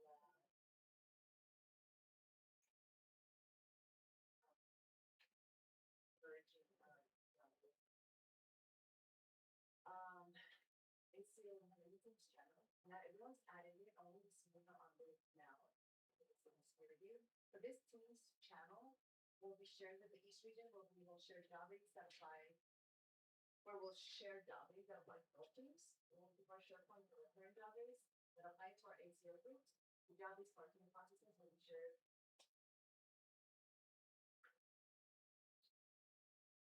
Job rates for team will be shared on our teams. ACO team.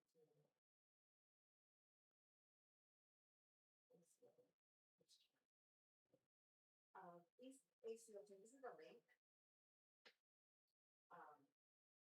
These SharePoint, they have access, they have a new SharePoint. We will have plus links to each SharePoint, so eventually we'll have no server. To their SharePoint. SharePoint access hours. Share information. Is this overkill? Should we not do this?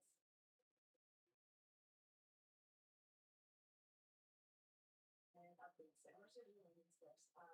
We got send that out, among everyone on that, so it's know that there's a job we have almost to do this. Thank you for creating that. We had the saving teams and now SharePoint. If you are managing the national ACOs, you have the responsibility to add and terminate the national ACO, to terminate the national ACO.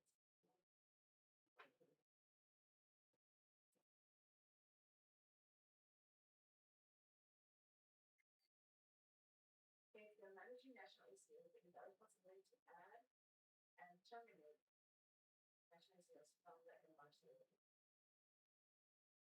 We are managing national moves. Those are national groups are like Archwell, let's see. Archwell, Centerwell, Changmei, Main Street, and Oak Street.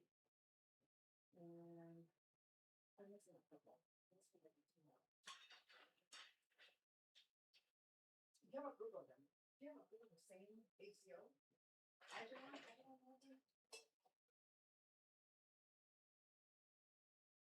If you're in doubt, email me after or ping me, and I'll send you a list of that. That would give me time. Report. Actually, we have it in the SharePoint.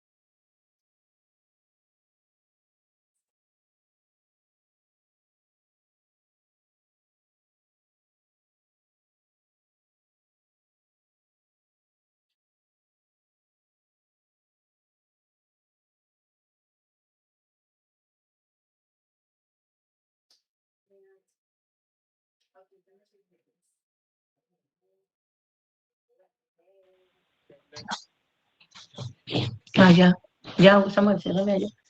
Cierrame ya.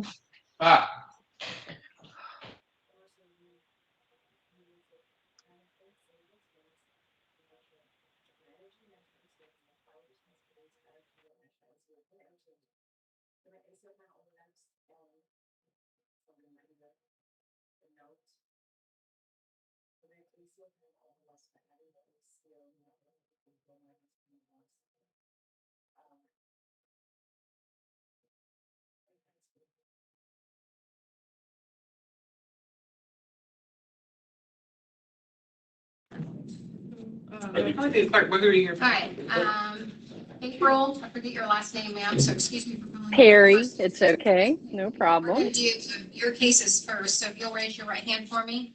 Do you swear to interpret from English to American Sign Language and from American Sign Language to English to the best of your ability? I do. April Perry, legally certified sign language interpreter, court appointed today. And we have Gemma Roos, Danta Carlock. He is at South County. He's approaching, Your Honor. Mr. Carlock, can you see the interpreter? Yes. Sir, you are here because you failed to appear for court on 3 separate cases.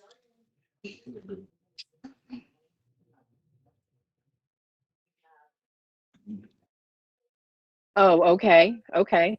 All right. You have an attorney represent. I didn't know I was supposed to be there. Well, sir, do you have an attorney representing you on these charges? I don't know. I don't know. I haven't met any attorney, so I don't know. Because I can't hear. Can you check to see if there was a summons issued in this case and if it was served, please?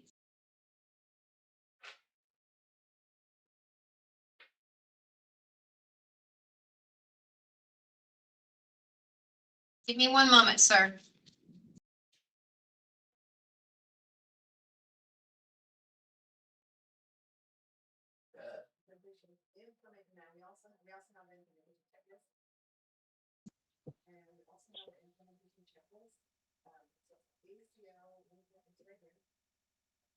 All right, well, sir, it looks like we have bad information for you. So what is a good address for you? 3,000. Ma'am?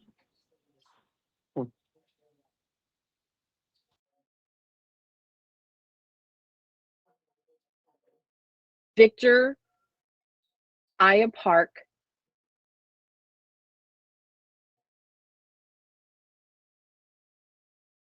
Sorry, Your Honor, it's really hard to see his hands. Davis Port.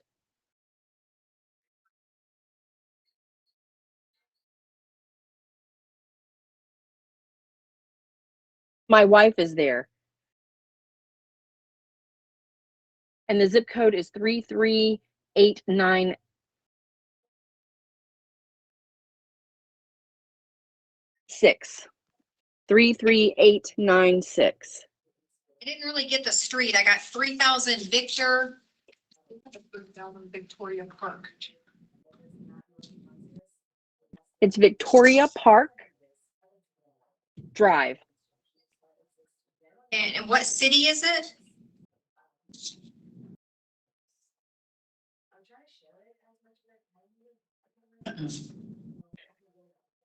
Can he come closer to the camera? The problem is his hands are being lost in the blue that he's wearing. I apologize, Your Honor. It's okay. It's not your fault.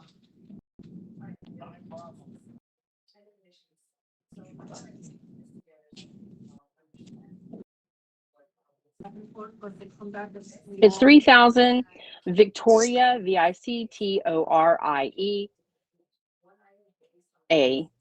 Park Drive, and it's in Davenport. And what I'm going to do is release him on his own recognizance today. Well, understand that I got kicked out of that house, so I have no way to get information from there. Okay, well, does he have an address where he gets mail?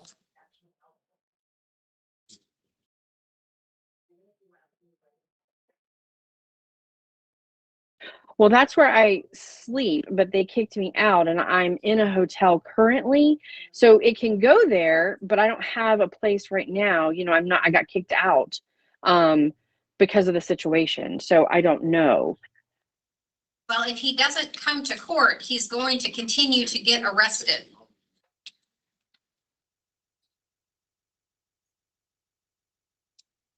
I have an email, Judge. Is that something that can be emailed? No, they But I will didn't not get an email email. it.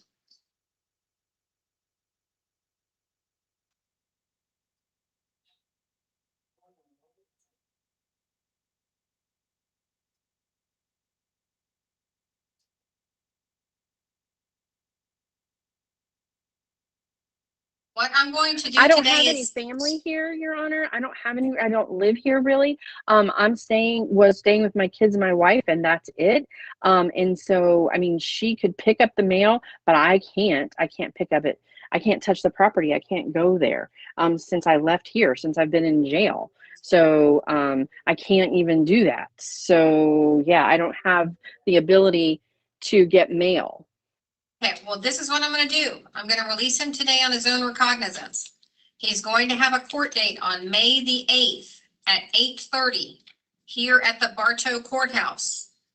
If he does not show up for that court date, he is going to get another KPS and he's going to end up back in jail. I'll show He up. will- I will. I'll show He up. will- Okay, because he will not be released again. Did you want to keep it on the date? Date on the 21st?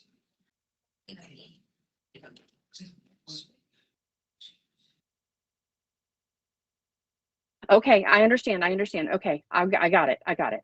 May the 8th at 8:30. Okay, thank you, Your Honor. And I'm going to appoint the public defender's office to represent him. Come back.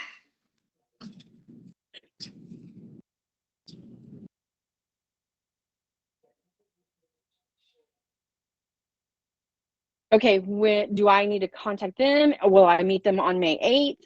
How does that work? Will I just meet them on May 8th? You will meet them on May 8th, but if you can contact them before, try to do that. They are on the 3rd floor of the courthouse.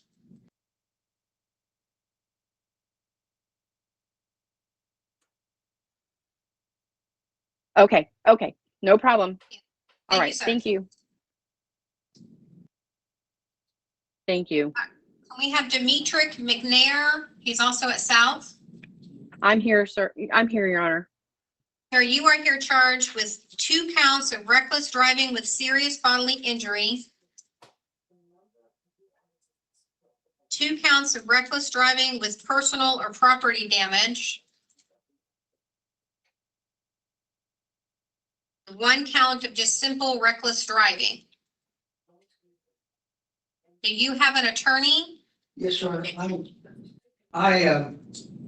Mr. McNair is my client on 2 cases, but he's been in custody since November of last year. So I was wondering, what is the origin of these charges?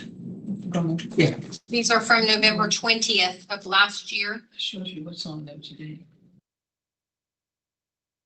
Yeah, he's been in custody since then. And Well, they apparently, I guess they're add-ons. Yeah, because there is a fleeing to elude charge from that day. must be add-on charges then. Okay. We plead not guilty. Well, this is first appearance. I understand. So I do find probable cause for the charges Did they add them on by citation or by? by citation. Okay. So Mr. Gomez is here on your behalf, sir. Okay, all right. I am going to set bonds for you on each of these charges. On the 2 with serious bodily injury, it will be $5,000 each. That's the counts 1 and 2. On the 2 with damage to person or property, it will be $1,000 each. That's counts 3 and 4. And on the last count, the simple reckless driving, it is $250.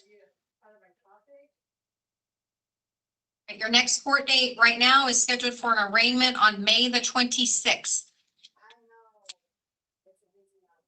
Any questions, sir?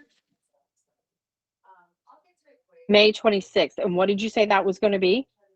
That's called an arraignment. It's an arraignment. Is there any possibility I can plead not guilty? Not here. You have Not to, set it for. you're gonna have to file it. So your attorney will be in touch with you, sir. Right, thank you. You're welcome. Okay, thank you. Thank you, So Ms. then I don't McNair. need to worry. Will those bonds allow me to get out? They will.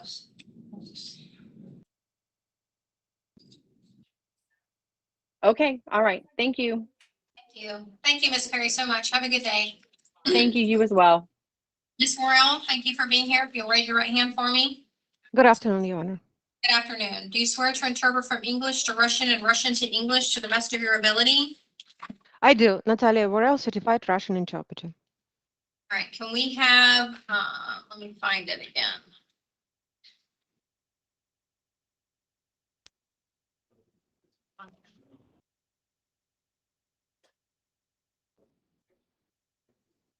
Can we have Katerina Makortova? Екатерина Мухортова. Yes. Ma'am, you are here charged with offering, committing, or engaging in lewdness. Вас обвиняют в предложении, совершении или попытке совершения непристойного поведения. Do you have an attorney? У вас есть адвокат? Нет. No. No. Can you afford to hire one? Вы можете себе позволить нанять адвоката? Yes or no, ma'am? No. I will appoint the Office of the Public Defender to represent you. Я назначу офис общественного защитника, и они будут вас представлять. I do find probable cause for your charge. Я вижу, что основания для выдвижения этого обвинения есть. Your bond is set at $1,000. Я назначаю залог в сумме $1000. Your next court date is May the 8th at 8:30, ma'am. Следующая дата явки в суд у вас 8 мая в 8:30, мэм. Thank you, ma'am. Спасибо, мэм. Thank you, Ms. Morel. Have a good day. You're welcome, Your Honor. You as well. Thank you. Mr. Gomez, did you have another case? Your Honor, I do. I actually have 4 cases. Okay, tell 2 me. require a Spanish interpreter, and then the other 2 do not. Yeah, well, tell me who does not. Okay, Let's do okay, one at a Mr. time. Campbell and Mr. Sutter. Let's do one at a time. So Robert Campbell. Yes, Your Honor. We have Robert Campbell, please. Mr. Campbell is approaching. Mr. Campbell is charged with soliciting another for prostitution. Mr. Gomez is here on his behalf. Will you be representing him throughout the course of this case, sir? All right. Have you had an opportunity to look at the probable cause? Yes, Your Honor, we have. Any challenges? Your Honor, other than the fact that obviously it's requires a meeting of the mind, so we're not going to in any way waive our challenges to probable cause at this time. Okay, well, the court has reviewed the paperwork and I do find that there is probable cause. I'm going to set bonds at $1,000, sir. Your arraignment will take place on May the 8th at 8:30, sir. All right, thank you. Next case, Mr. Gomez. Mr. Sutter. Hey, Sutter. Sutter. You're approaching, Judge. Thank you.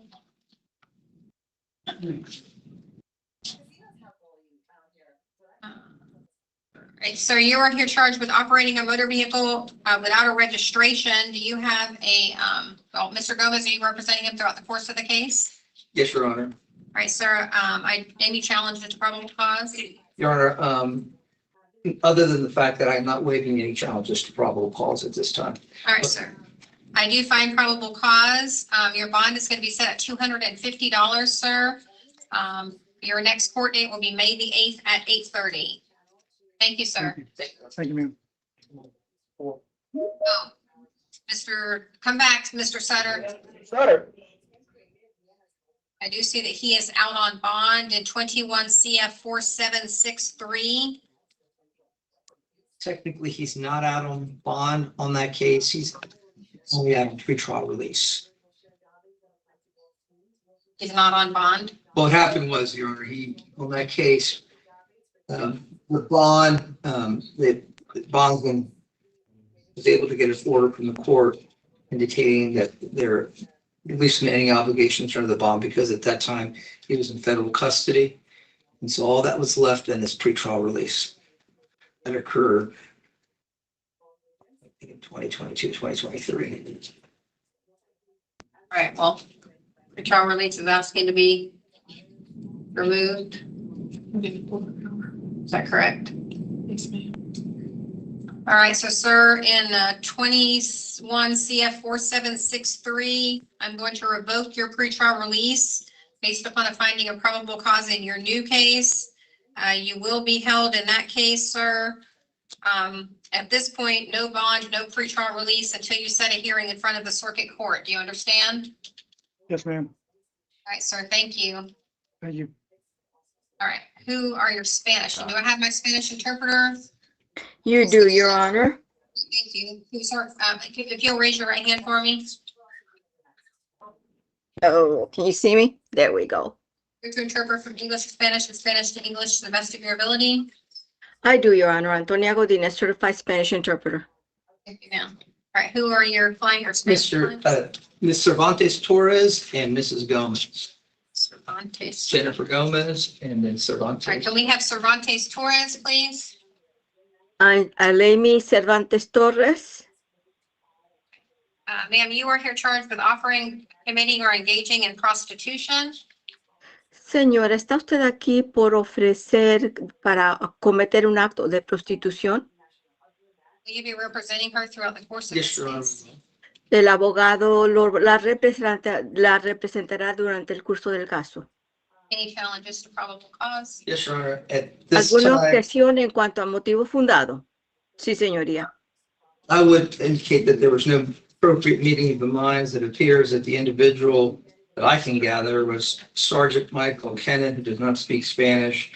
The offer was for certain sexual acts that were in English, and there was no statement from my client indicating that she was there for purposes of engaging in sexual activities. While money was exchanged, an indication that it was for sex rather than company.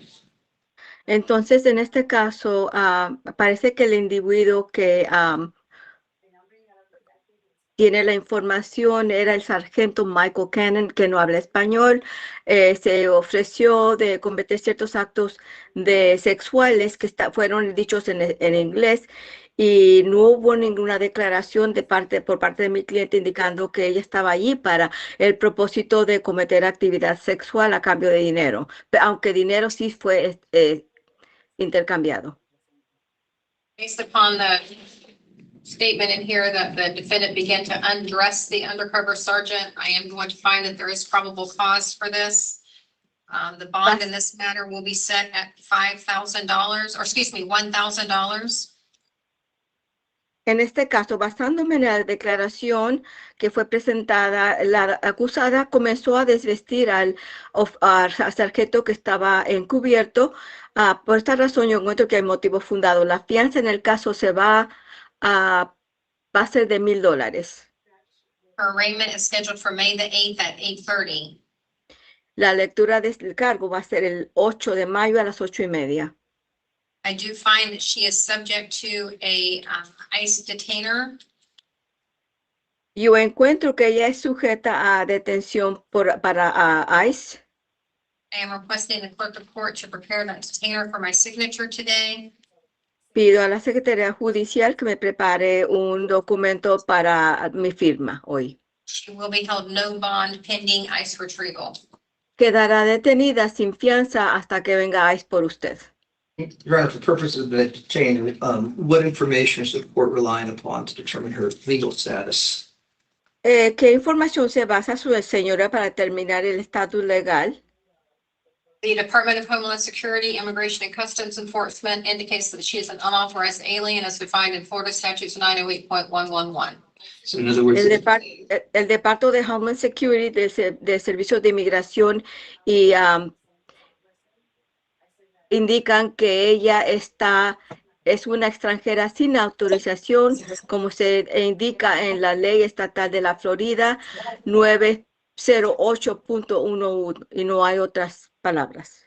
There is a Department of Homeland Security Immigration Detainer Notice of Action that has been filed. Ya se ha presentado una notificación de detención por parte de Homeland Security. Okay, Your Honor. All right, thank you, ma'am. Thanks. Gracias, señora. Who's your next client, sir? Jennifer Gomez Palmero. Jennifer Gómez Palmero.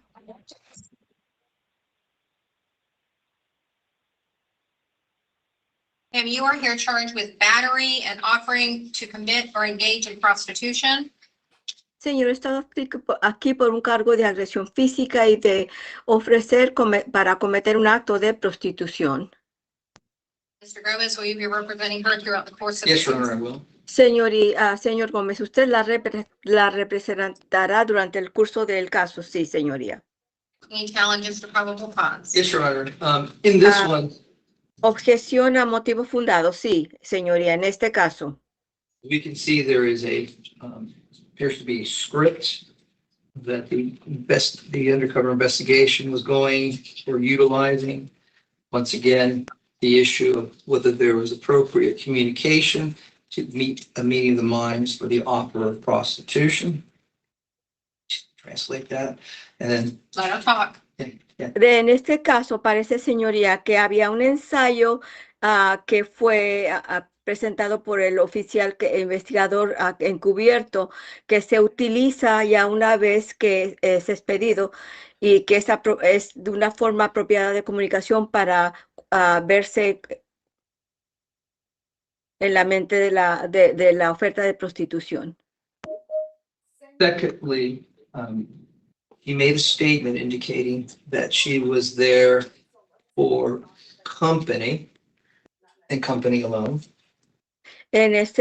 Por segunda parte, él indicó de una declaración indicando que ella estaba allí para compañía y solamente para compañía. Third, the police also arrested her for battery, which would then entail a non-consensual touching. También la policía la arrestó a ella por agresión física, que la razón fue que hecha fue de que le tocó a alguien sin el consentimiento. Which is additional evidence that there was not a meeting of the mind for sexual activity. Que hace pensar que la prueba en este caso y no había ningún tipo no había en la mente ninguna razón para pensar que era actividad sexual. Because then it would have been a invited touching. Porque en ese caso hubiera sido un toque invitado. She grabbed him in his genitals, so I would disagree with your argument. Me parece. Pause for both charges. Ella le tocó los genitales. Yo estoy en desacuerdo con su argumento. Pienso que hay motivo fundado para los dos cargos. And your bonds are going to be set at $1,000 on the battery. En el cargo de agresión física, la fianza es de $1,000. $250 on the prostitution. En el caso de prostitución son $250. Next court date will be May the 8th at 8:30. La próxima cita en el tribunal va a ser el 8 de mayo a las 8:30. Thank you. Gracias. Mr. Kaler, who do you have, sir? Good afternoon, Your Honor. I have two cases. The first one I'd like you to call is Thomas Hicks, Hicks. And Mr. Hicks, please. Just at the moment, I'm just representing Mr. Hicks for first appearance hearing only. All right, Mr. Hicks, you are here. Would you want me to waive the reading? Yes, Your Honor. Mr. And Hicks, we are you don't. aware of the 4 charges that you're facing, sir? Yes, I am. All right, so Mr. Kaler is here on a limited appearance for first appearance. Mr. Kaler, do you have any challenges to the probable cause? No, Your Honor, not at this point. I would just like to be heard regarding bond and pretrial release. All right, state. Your Honor, based upon one of the charges being a first-degree felony punch by life, state is requesting that the defendant be held no bond on that count. Okay. Mr. Kaler? Judges, are they indicating that they're seeking no bond and On the asking F1. for a hearing? Well, they're not asking for a hearing at this point. He's not entitled to a bond on the F1. Well, Judge, I would obviously we're asking the court to give him a bond. He's an elderly gentleman with no criminal history. He's lived in Polk County the last 17 years, has multiple family members that live here, so he's not a flight risk. And I would ask that the court give him a reasonable bond as to all of these counts. And I think we did it to comply with them. Yeah, I guess we did it to comply with the case.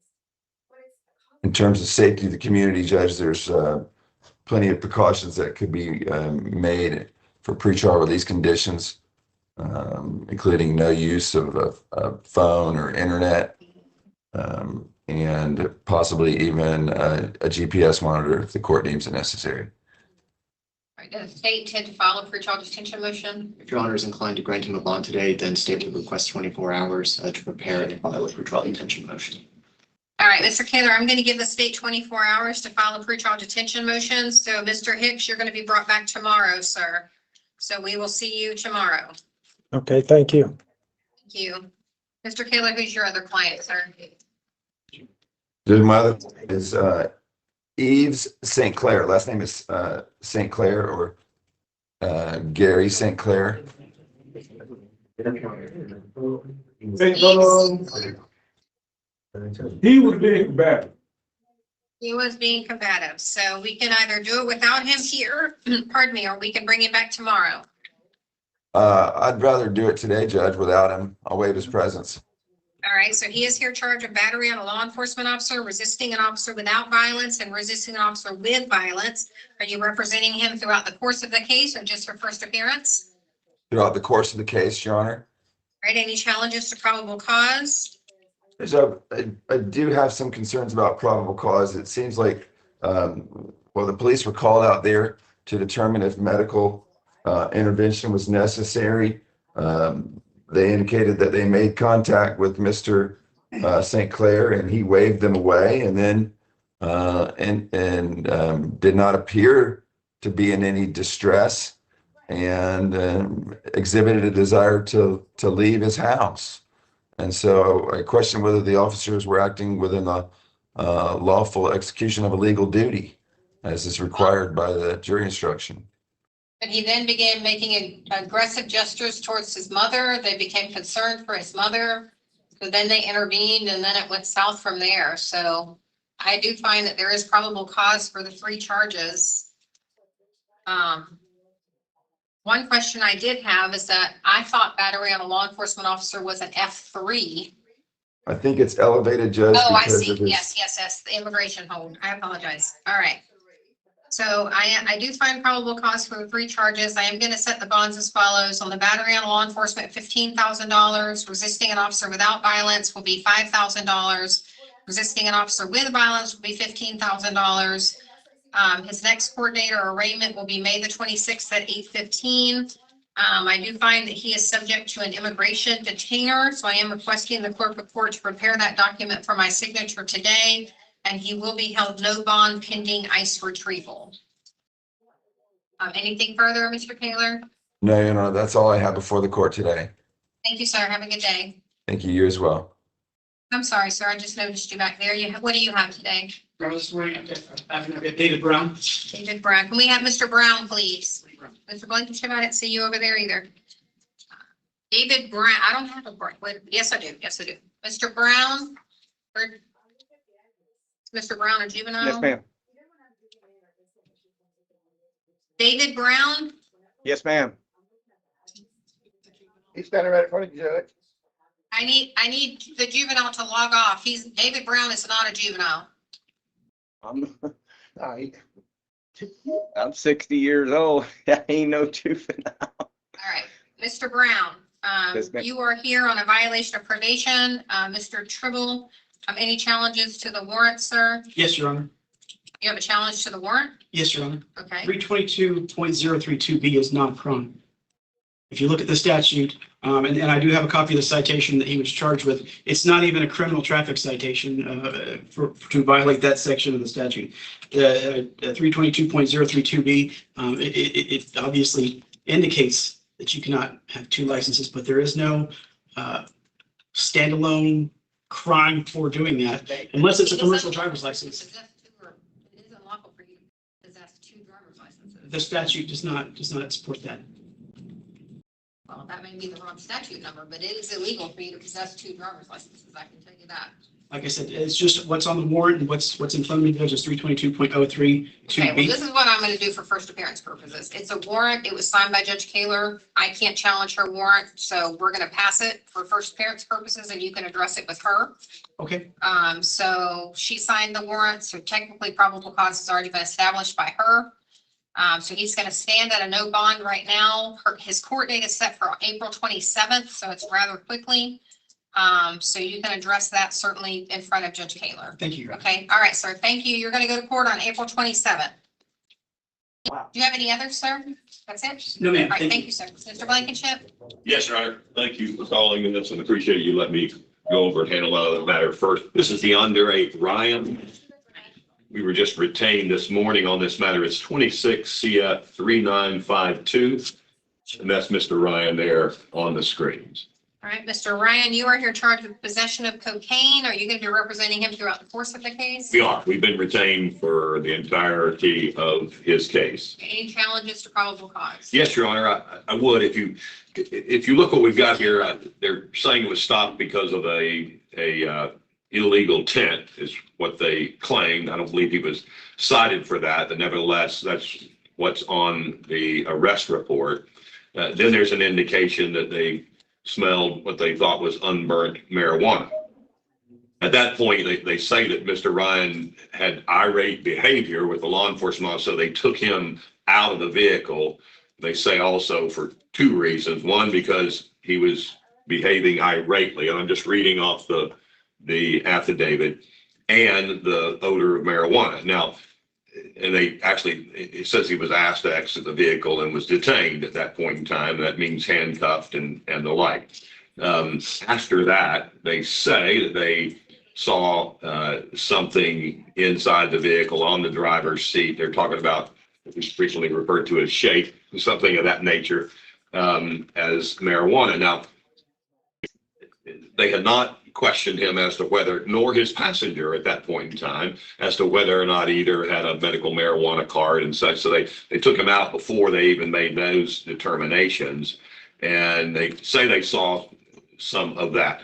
I don't believe they're charging him with that, I believe it's just, yes, on the cocaine. So there was never any testing done of that particular substance that they say they saw. Secondarily, then they say after taking him, and this is a vehicle that they don't indicate that this was his vehicle or registered to him, things of that nature. Nevertheless, they say that there was unable to see it. They just say there was a hole in the carpet. So they took the carpet up when they were doing this search and found what they indicate with a presumptive test then was a small rock of cocaine. So, and we also had a passenger in there at that point in time. I don't believe there's probable cause as to Mr. Ryan to say that that belonged to him, nor was in his possession, because it was something that was unseen, was unable to be seen until carpets were ripped up and the like. So his behavior may not have been what the officers preferred, but that's not illegal to do. He may have said, "Hey, why are you bothering me? Why are you getting on to me?" These kinds of things. So that may have been determined by the officers to be irate, but that's certainly not illegal. And at the point in time when they took him out, they hadn't determined whether there was any medical marijuana cards, anything of that nature at that point in time. And that's the way that they saw what they say was the shake, because they took him out and say they saw some of that on the seat. But nevertheless, he wasn't charged with that. Neither was that tested, anything of that nature. So we don't have any marijuana charges here against him. So what we're asking for is that it be found there was no probable cause on this arrest. State, I'd like more information on this. So I'd request you ask law enforcement for more information. Yes, Your Honor. State would request. Okay, because he's looking at being Parkered, and so I think we need additional information on this. So, so we're going to move him to tomorrow. Judge, I am out of town or tomorrow. Might we set it on Monday then? I know. I can give him a bond of $5,000. Okay, let's do that. Okay. And you're exactly right. I represent him on 2 other cases then, which we were just at arraignment on. So there is a Parker situation and, pardon? A Parker potential. A Parker potential, exactly right. So if I don't mind you setting that bond and with it, leaving it open for us to review that again. So what I'll do is I'll go ahead and give him a bond of $5,000. Yes. I'm not going to find PC at this point. We're going to reset him for an arraignment for first appearance on Monday. Yes. So we'll bring him back on Monday. If he bonds in the meantime, he bonds in the meantime. Understood. If he doesn't, he'll be brought back on Monday. Understood. Okay. All right. All right. And DeAndre, I'll be talking to your family. All right. All right, thank you. Okay. Thank you, Your Honor. I appreciate your indulgence. All right. Do we have any other private attorneys on the phone? Pam, are you? Yes, Judge Gloria Schilling. I'm sorry. I am here for Santiago Velasquez Flores. He's a juvenile that requires the interpreter. Okay, can we have our juveniles back? So if Central, you would log off. Oh, we got him here right here. Now, Judge, I represent him throughout the entire case. En este caso es el señor Velázquez, yo lo representé, Santiago Velázquez Flores, y lo representaré durante el transcurso del caso. All right, so Mr. Flores Velasquez, do we have a parent or guardian here for him? ¿Está el padre o la madre para el señor Velázquez Flores? His mom, for the record, Leidys. I do see her on the call. La mamá de él es Leidys. Señora, ¿puede activar su micrófono? Marque. Ms. Shelley, do you want to waive the reading? I did not hear whether you said that or not because I have too many people talking at one time. Yes, Judge. I would waive the reading of the charges. We will stipulate to probable cause as well. Vamos a renunciar a la lectura de los cargos y estipulo que hay motivo fundado. All right, so probable cause has been stipulated to. He has Ms. Schilling who will represent him throughout the course of the case. He is going to be held no bond on count 1, on count 2. The bond is going to be set at $15,000. His next court date will be May the 26th at 8:15. La abogada lo va a representar durante el transcurso del caso. En el primer cargo, él no tiene una fianza. En el segundo cargo es una fianza de $15,000. La próxima cita en el tribunal va a ser el 26 de mayo a las 8:15 de la mañana. Judge, may I mention Gracias. one more thing? Yes, ma'am. ¿Me permite mencionar otra cosa? The other day it was brought to my attention that he is being housed with the co-defendant who is also on the docket today, who has had his charges upgraded. En este caso, se me ha informado que él está en la misma área donde está el coacusado, el cual está hoy, y ya cuando los cargos se han incrementado. Apparently, they have been in the same cell for 10 days. I've called the jail and have ordered them to separate them. But I'm not sure if Your Honor would be willing to enter a pretrial release order, which mandates no contact with co-defendant, so that maybe the jail will keep them separate. En este caso, cuando yo llamé a la cárcel para pedir que los separaran, estaban en la misma celda. Creo que aún están en la misma celda. Lo que yo pienso que se debe hacer es de que si su señoría puede emitir una orden judicial para informarle a la cárcel que tiene prohibido tener contacto con el coacusado, así ya de esa forma los separarán. Is that Mr. Carlos Moreno Bolivar? ¿Y ese es el caso del señor Moreno? Yes. All right, I'm going to ask that the clerk place it on the court minutes that he is to be kept separate from Mr. Carlos Moreno Bolivar. Voy a pedirle a la secretaria judicial que incluya en los documentos que él va a tener que estar separado del señor Carlos Moreno Bolívar. I'm also going to place him on pretrial release as a condition of his bond on the shooting or throwing a missile. En el caso, voy a darle libertad condicional en el segundo cargo por el cual está acusado de arrojar un misil o disparar.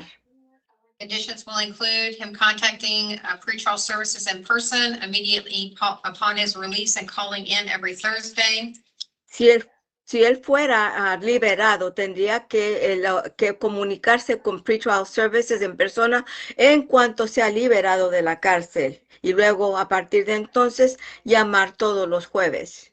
Will not use, possess, or carry any firearms, guns, weapons, ammunition, or knives. Tendrá prohibido usar, poseer, portar armas de fuego, pistolas, armas, munición o armas blancas. Will have no contact with any witness or victim identified in this case. Tendrá prohibido tener contacto o comunicación con cualquier testigo o víctima identificada en este caso. He will stay 500 foot from any victim or witness, their home, vehicle, place of employment, and or school at all times. Deberá mantenerse alejado de las víctimas, testigos, de su casa, vehículo, lugar de empleo o escuela en todo momento. He will have no contact with any co-defendant named in this case. Además, tendrá prohibido tener contacto o comunicación con cualquier coacusado nombrado en este caso. Anything further, Ms. Schilling? Señorita Schilling, ¿alguna otra cosa? No, Judge, thank you very much. No, señoría, es todo. This arraignment will be May 26th at 8:15. La lectura del cargo será el 26 de mayo a las 8:15. Thank you. Gracias. Thank you, Judge. May I be excused? Yes, you may. You just wanted that on the one charge? Yes, and it's Bolivar. You put Bole. I just want to make sure the jail can find it if they need it. Yep. All right, we also have Carlos Moreno Bolivar. So are you aware of the charges you're here for? ¿Se da cuenta de los cargos que usted está enfrentando ahora, señor? No. No. Is there a bailiff there with you? ¿Hay un alguacil que está ahí con usted? Yes, Your Honor. Can you allow him to see the charges he's facing, please? ¿Le puede permitir ver los cargos que él está enfrentando? Yes, Your Honor. I just need a quick 2 seconds to go retrieve the paper. Si me permite unos cuantos segundos para atraer los documentos.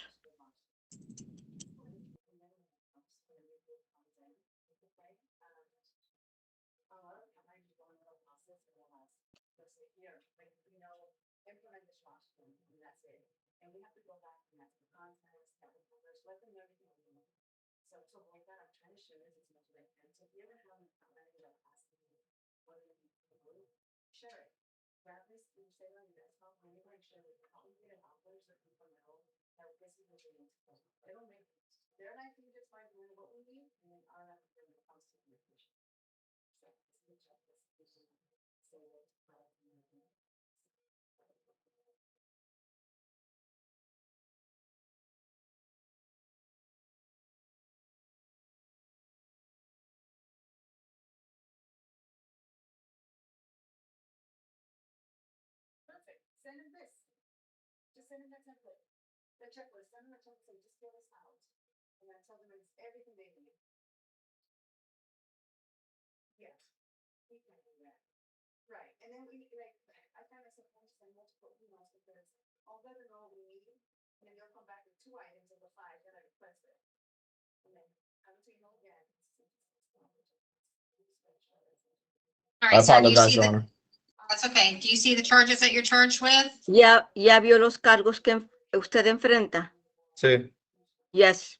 Do you have an attorney, sir? Señor, ¿ya tiene usted un abogado? Sí.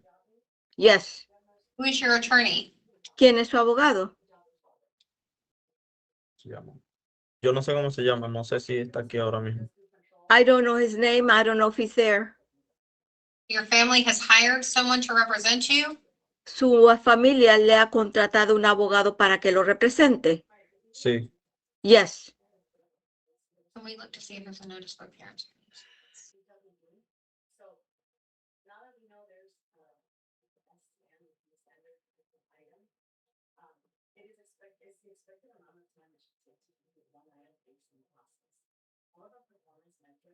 So we don't show that anyone has been hired to represent you.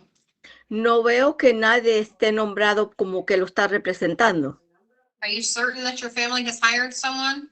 ¿Está usted seguro que su familia le ha contratado un abogado? Sí, o sea, pero no sé por qué. Mi corte era el 29, me habían dicho que era el 29 de este mes y, o sea, ayer en la noche literalmente me dijeron de nuevo que mi corte era hoy, entonces no sé And si le... I know that there was one, but I was supposed to go to court on the 29th, but then yesterday they told me that I had to come today. All right, sir, well, I'm gonna indicate that you're hiring your own attorney. I have reviewed the paperwork and I do find probable cause. Muy bien, señor, voy a indicar que usted contratará a su propio abogado. He repasado los documentos y encuentro que hay motivo fundado. Okay. Okay. Your Honor, regarding the first degree felony, state would be requesting defendant be held to no bond. En este caso, señoría, según el primer cargo, el Estado está pidiendo que lo detenga sin fianza.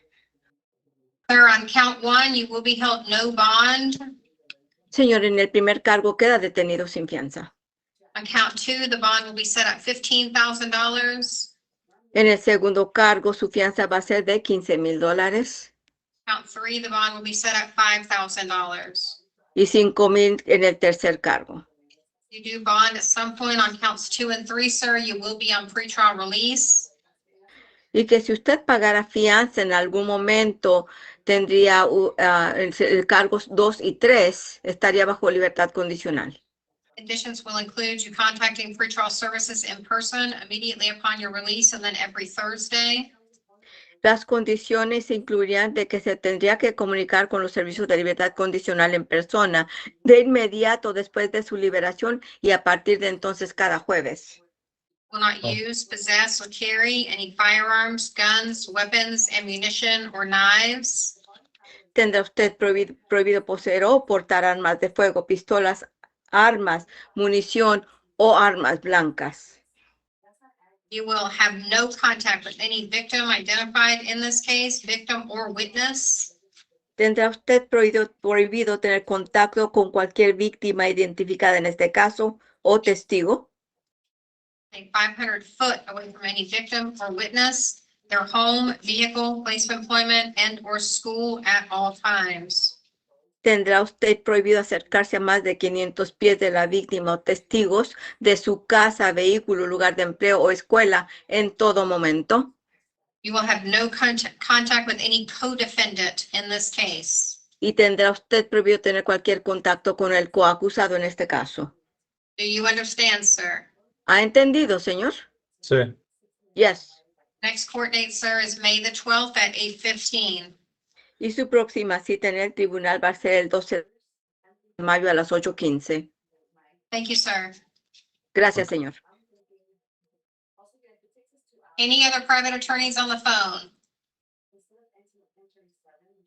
All right, for the rest of you, if you'll please, if you can log off in juvenile. Oh, wait, we have Mr. Travis Hall. Taveras Yes, Hall. Your Honor. Yes, Your Great, Honor. thank you. I'm sorry.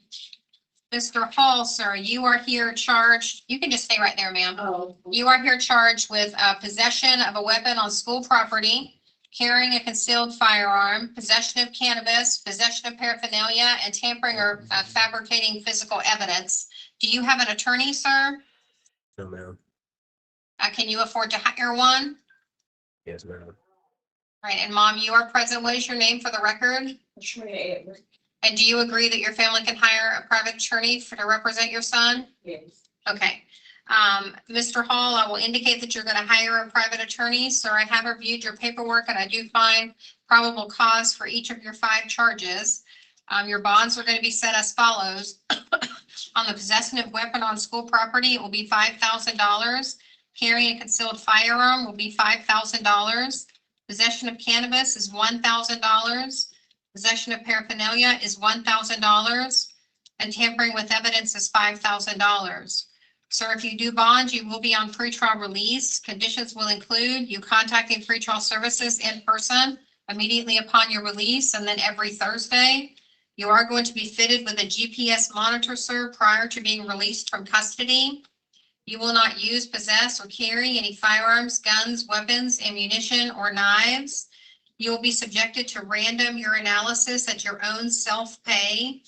And you will attend each and every court date that you are required to attend. Do you understand, sir? Yes, ma'am. Now, I see that you were on juvenile probation. Is that correct? No, ma'am. I was never on any probation at all. Okay, so you're not on probation. No, ma'am. Okay, then that must be bad information that they got me. Okay, sir, so you do have bonds. Your next court date is scheduled for an arraignment on May the 12th at 8:15. Okay, sir? Yes, ma'am. All right, sir. Thank you. That's all we have, Your Honor. Thank you so much. Have a good day. You too. So ma'am, he does have bonds, so if you can make a deal with the bondsman, then you can get him out this afternoon. Okay, thank you, ma'am. Okay, what about his next court date? It's May the 12th. May the 12th. Yeah, so if you hire a private attorney, what they'll do probably is issue a written plea of not guilty for that court date, but you'd have to get with an attorney first. Okay. Okay, and if you can't hire one by then, just make sure he's in court that day. Okay. Okay, all right, thank you. All right, for what time? It's May the 12th at 8:15. Thank you. Yes, ma'am. For the rest of you in Central and South Central, if you can turn your video back on. Central? Thank you. If you would all rise, please, and raise your right hand. Everybody up. Todos de pie. Everybody raise your right hand. Alcen la mano derecha. Do you all swear to tell the truth, the whole truth, and nothing but the truth? If so, please say I do. Todos juran que van a decir la verdad, toda la verdad y nada más que la verdad. Respondan que sí. Yes. You may put your hands down. Bajen la mano. All right, good afternoon. I am Judge Patey. You are here for your first appearance hearing. There are 4 purposes for this hearing and 4 purposes only. First, I will advise you of the criminal charge that brings you here today. Secondly, I will ask if you have an attorney representing you. If you have an attorney that you have hired and they are here on your behalf, they will speak on your behalf. If you have hired an attorney and they are not here, you will have to make a decision as to whether or not you wish to proceed today with your first appearance or postpone your first appearance until tomorrow. If you elect to postpone your first appearance until tomorrow, please be aware that it is your responsibility to contact your attorney to make sure they are aware that you will have court tomorrow. No one else will make that decision for you. If you wish to proceed forward without your attorney today, we can certainly do that. If you do not have an attorney, I will ask if you can afford to hire your own. If you can, that's fine. We'll make note of that and move forward. If you cannot, I will ask if you can, I will provisionally appoint the Office of the Public Defender to represent you. There is an application that you will have to fill out at some point. There is a fee for that application and a fee for their services. At the end of your case, if you are found guilty or enter a plea of guilty or no contest, you do have a right to have your attorney present before and during any questioning. Third, if there are any challenges to probable cause, I will address those. And finally, I will review your bonds and or other release conditions to make any changes to those if necessary. Please be aware if this court places you on pretrial release today, whether it be a condition of straight pretrial. Why are they letting people leave when I'm doing the rights? I mean, that doesn't make any sense to me. I have no idea. Please be aware if this court places you on pretrial release today, regardless of whether it is straight pretrial release or a condition of your bond, the conditions announced in court today go into effect immediately, meaning even while you remain in custody. So if you are placed on pretrial release today and you are given a no contact order, that no contact order remains in effect even while you are still in jail. So no contact with the victim or witness means even while you are still in jail. Throughout this entire process, you have a constitutional right to remain silent. If you choose not to remain silent, anything you say can be used against you.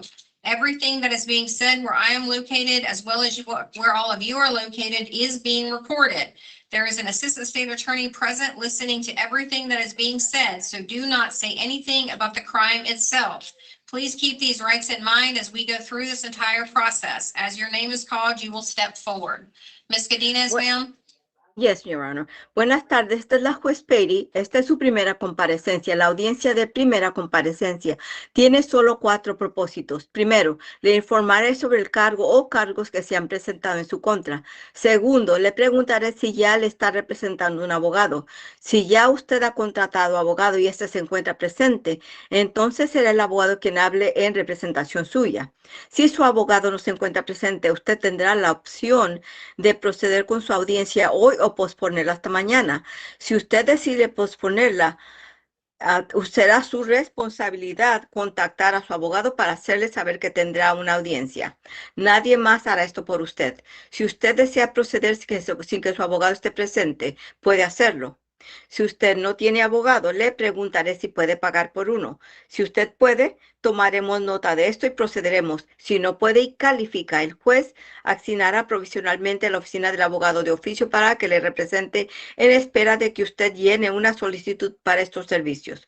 Usted tiene derecho de que un abogado esté presente antes y durante cualquier interrogatorio. Tercero, si hay alguna objeción en cuanto a motivo fundado, estas se abordarán inmediatamente. Finalmente, voy a estar revisando sus fianzas y otras condiciones de liberación con usted para determinar si es necesaria cualquier modificación. Debe saber que si el juez le pone hoy bajo libertad condicional, independientemente de si es directamente o como condición de fianza, las condiciones que se anuncien hoy en esta audiencia estarán en efecto inmediatamente, aunque usted aún se encuentre encarcelado. Por ejemplo, si se le ordena que no debe tener contacto con determinada persona y usted llama a esa persona desde la cárcel antes de salir en libertad, usted estaría violando su libertad condicional. Durante todo este proceso, usted tiene el derecho constitucional de permanecer en silencio. Si decide no permanecer en silencio, todo lo que diga podrá ser usado en su contra. Todo lo que se diga donde yo me encuentro, así como también donde usted se encuentra, está siendo grabado. Hay un abogado de la fiscalía presente escuchando todo lo que se dice aquí, así que no diga nada sobre el delito en sí. Por favor, tenga presente estos derechos durante el transcurso del procedimiento y pase al frente cuando llamen su nombre. We have Amari Abreu Gonzalez. Amaury Abreu González. Sir, you are here on warrants out of Orange County. Señor, está aquí por unas órdenes emitidas del condado de Orange. They are no bond holds. Está siendo detenido sin fianza. We are going to notify Orange County that you are in our custody and ask them to come and pick you up. Vamos a notificarle a los del condado de Orange que está en nuestra custodia y pedirles que vengan a recogerlo. If they do not pick you up by April 30th, we will bring you back to first appearance. Si para el 30 de abril no han venido por usted, vamos a traerlo de nuevo a primera comparecencia. Thank you, sir. Gracias, señor. Alamanza, Eliani Alamanza. Eliani Almanza. Ma'am, you are here charged with offering, committing, or engaging in prostitution. Do you have an attorney? Señor, está aquí por ofrecer un acto de prostitución. ¿Ya tiene usted un abogado? No. No. Can you afford to hire one? ¿Tiene usted los medios para contratar uno? Sí. Yes. Ma'am, will indicate that you're going to hire your own attorney. I do find probable cause for your charge. Your bond is going to be set at $1,000. Your next court date will be May 8th at 8:30, ma'am. Thank you. Señora, yo voy a indicar que usted va a contratar su propio abogado. Encuentro que hay motivos para el cargo. Su fianza va a ser de $1,000 y su próxima cita en el tribunal será el 8 de mayo a las 8:30. I'm sorry about that, Miss Godinez. Yes. Boulain Ishmael. Boulain. Ma'am, you are here charged with offering, committing, or engaging in prostitution. Do you have an attorney? Señora, ¿está usted aquí por ofrecer o para ofrecer un acto de prostitución? ¿Ya tiene usted abogado? No. No. Can you afford to hire one? ¿Tiene usted los medios para contratar uno? No. No. And I will appoint the office of the public defender. I do find probable cause for your charge. Entonces voy a asignarle la oficina del abogado de oficio y encuentro que hay motivo fundado para el cargo. Your bond is going to be set at $1,000. Tiene usted una fianza de $1,000. Your next court date will be May the 8th at 8:30. Y la próxima cita en el tribunal será el 8 de mayo a las 8:30. I do see that you are subject to an immigration hold. Y veo que usted será sujeta a una retención por inmigración. I am requesting the clerk of court prepare that detainer for my signature today. Le voy a pedir a la al secretario judicial que me prepare una orden de detención para mi firma. You will be held no bond pending ICE retrieval. Y quedará usted detenida sin fianza hasta que ICE venga por usted. Thank you, ma'am. Gracias, señora. Javier Putin Colombi. You are here charged with soliciting another for prostitution. ¿Está usted aquí para solicitar o para pedir un acto de prostitución? Do you have an attorney? ¿Ya tiene usted un abogado? No. No. You afford to hire one. ¿Tiene usted los medios para contratar uno? No.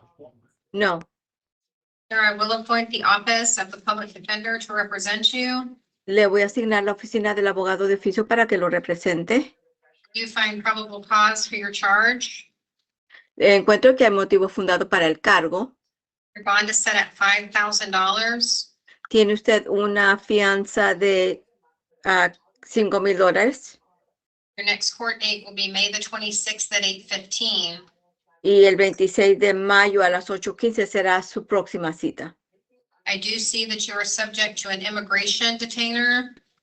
Y veo que usted es sujeto a una orden de retención para inmigración.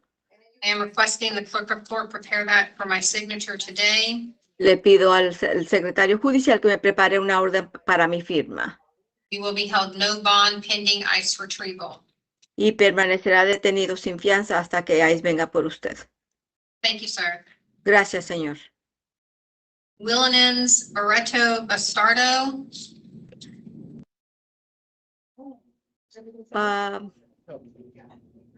Williams Barreto Bastardo. You are here charged with offering to commit prostitution. Está aquí por ofrecer de cometer un acto de prostitución. You have an attorney. ¿Ya tiene usted un abogado? No. No. Can you afford to hire one? ¿Tiene los medios para uno? No. No. Sir, I will appoint the office of the public defender. I do find probable cause for your charge. Le asignaré la oficina del abogado de oficio y hay motivo fundado para el cargo. Your bond is set at $5,000. Tiene usted una fianza de $5,000. Your next court date is May the 8th at 8:30. Y su próxima cita. Your Honor, was that 5,000 or 500? 5,000. 5,000. Y la próxima cita en el tribunal va a ser el 8 de mayo a las 8:30. Sir, your next court date is May the 8th at 8:30. La próxima cita será el 8 de mayo a las 8:30. Sir, I do see that you are subject to an immigration detainer. Veo que usted será sujeto a una orden de retención para inmigración. I am requesting the clerk of court prepare that for my signature today. Y le pediría al secretario judicial que me prepare una orden para mi firma. You will be held no bond pending ICE retrieval. Y quedará detenido sin fianza hasta que ICE venga por usted. Thank you, sir. Gracias, señor. Oscar de Jesus Esquivel. Oscar de Jesús Esquivel. Sir, you are here charged with soliciting another for prostitution. ¿Está usted aquí por solicitar un acto de prostitución? Do you have an attorney? ¿Tiene ya abogado? No. No. Can you afford to hire one? ¿Tiene usted los medios para contratar uno? No. No. Sir, I will appoint the office of the public defender. I do find probable cause for your charge. Le encuentro motivo fundado, para el cargo y le asigno un abogado de oficio. Your bond is set at $5,000. Your next court date is May 26th at 8:15. Su fianza es de $5,000 y la próxima cita en el tribunal va a ser el 26 de mayo a las 8:15. Sir, I do see that you are subject to an immigration detainer. Señor, veo que usted será sujeto a retención para inmigración. I am requesting the clerk of court to prepare that for my signature today. Le pido al secretario judicial que me prepare una orden para mi firma You will be held no bond pending ICE retrieval. y quedará detenido sin fianza hasta que ICE venga por usted. Thank you, sir. Gracias, señor. Edwin you. Garcia Ramirez. Edwin García Ramírez. Sir, you are here charged with soliciting another for prostitution. ¿Está usted aquí por ofrecer un acto de prostitución? Do you have an attorney? ¿Ya tiene usted un abogado? No. No. You afford to hire one. ¿Tiene usted los medios para contratar uno? Sí. Yes. Sir, will indicate you're going to hire your own attorney. I do find probable cause for your charge. Encuentro que hay motivo fundado para el cargo Bond is set at $5,000. y voy a indicar que usted va a contratar su propio abogado. Tiene usted una fianza de $5,000 The next court date is May 26th at 8:15. y su próxima cita en el tribunal va a ser el 26 de mayo a las 8:15. I do see, sir, that you are subject to an immigration hold. Y señor, veo que usted es sujeto a una retención para inmigración. I am requesting the clerk of court prepare that detainer for my signature today. Le pido al secretario judicial que me prepare una orden de retención para mi firma You will be held no bond pending ICE retrieval. y quedará detenido sin fianza ya que hasta que ICE venga por usted. Thank you, sir. David Jose.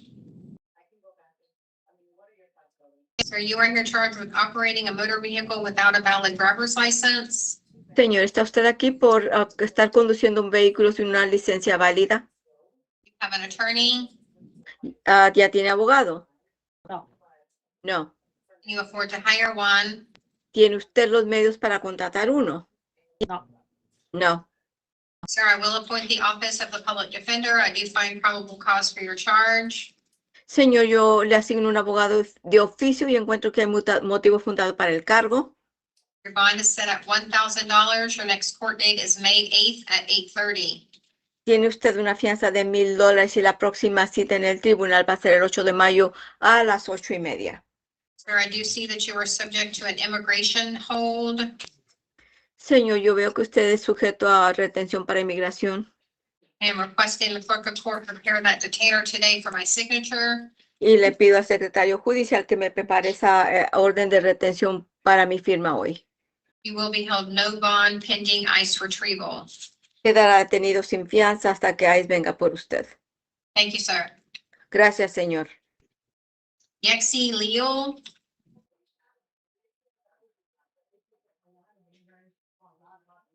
Mr. Leal, you're here charged with offering to commit prostitution. Do you have an attorney? Señor Leal, ¿está usted aquí por ofrecer un acto de prostitución? Do you have an attorney? Yes or no? ¿Ya tiene abogado, sí o no? No. No. You afford to hire one. ¿Tiene los medios para contratar uno? No. No. Sir, I will appoint the office of the public defender. I do find probable cause for your charge. Encuentro que hay motivo fundado para el cargo y le asigno un abogado de oficio. Your bond is set at $1,000. Your next court date is May 8th at 8:30. Su fianza es de $1,000 y la próxima cita en el tribunal va a ser el 8 de mayo a las 8:30. I do see, sir, that you are subject to an immigration hold. Y señor, yo veo que usted será sujeto a detención para inmigración. I am requesting the clerk of court to prepare that detainer for my signature today. Le pido al secretario judicial que me prepare una orden para mi firma hoy. Will be held no bond pending ICE retrieval. Quedará detenido sin fianza hasta que ICE venga por usted. Thank you, sir. Gracias, señor.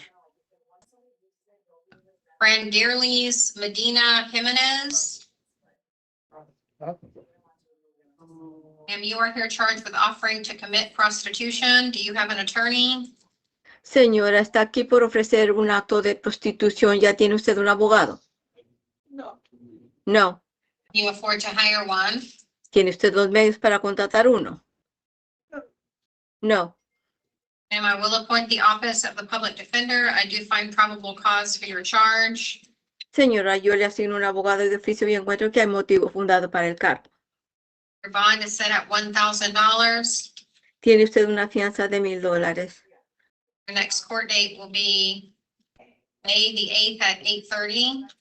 La próxima cita en el tribunal va a ser el 8 de mayo a las 8:30. Ma'am, I do see that you are subject to an immigration hold. Señora, yo también veo que usted será, será sujeta a detención para inmigración. I'm requesting the clerk of court prepare that detainer for my signature today. Le estoy pidiendo al secretario judicial que me prepare una orden para mi firma You will be held no bond pending ICE retrieval. y quedará detenida sin fianza hasta que ICE venga por usted. Thank you, ma'am. Gracias, señora. Jennifer Perez Gonzalez. Jennifer Pérez González. Ma'am, you are here charged with offering to commit prostitution. Do you have an attorney? Señor, ¿está usted aquí por ofrecer un acto de prostitución? ¿Ya tiene usted abogado? No. No. You afford to hire one? ¿Tiene usted los medios para contratar uno? Sí. Yes. You will indicate you can afford to hire an attorney, ma'am. I do find probable cause for your charge. Y yo voy a indicar que usted va a contratar su propio abogado y voy a encontrar que hay motivo fundado para el cargo. Your bond is set at $250. Your next court date is May the 8th at 8:30. Tiene usted una fianza de $250 y la próxima cita en el tribunal será el 8 de mayo a las 8:30. Thank you, ma'am. Gracias, señora. So look at the email I sent. There's a tab. So we have the baskets, the description, and then goals. Jose Rivera. José Rivera. Jose Angel Rivera. José Ángel Rivera.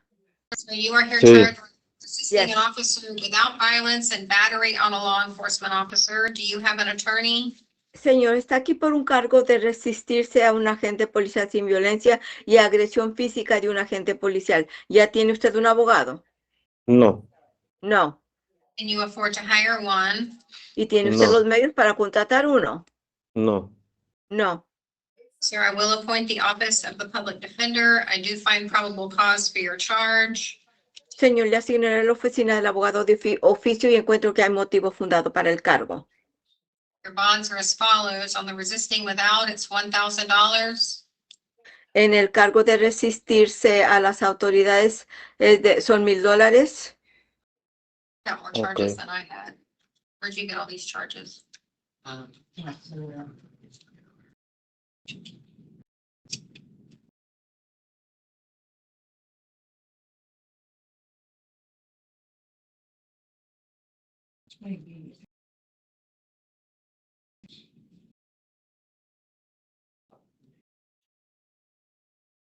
Is this Mr. Rivera, the court speaking? Oh, 3 and 2, I see. It's 3 counts and then 2. Okay, so you're actually here charged with 3 counts of resisting an officer without violence and 2 counts of battery on law enforcement. De hecho, está usted aquí por 3 cargos de resistirse a un agente policial y 2 cargos de agredir a un agente policial. So on each of the resisting without, the bond will be set at $1,000. Así que por cada uno de los cargos de resistirse será una fianza de $1,000. On each of the battery on law enforcement, it's $5,000. Por cada uno de los cargos de agresión a un agente policial son $5,000.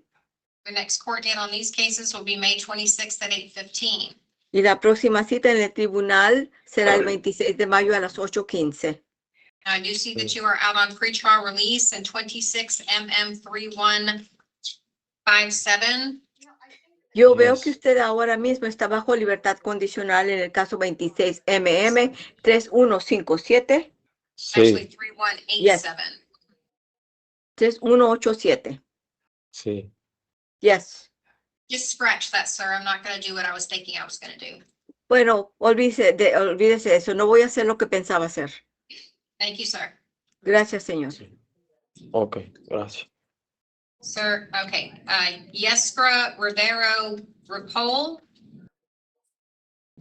Yestra Rivero Ripoll. and you are here charged with battery and offering to commit or engage in prostitution. Está usted aquí por agresión física y ofrecer un acto de prostitución. Do you have an attorney? ¿Ya tiene usted un abogado?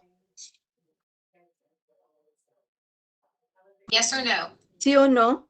No. No. Can you afford to hire one? ¿Tiene usted los medios para contratar uno? No. No. And I will appoint the office of the public defender. I do find probable cause for your two charges.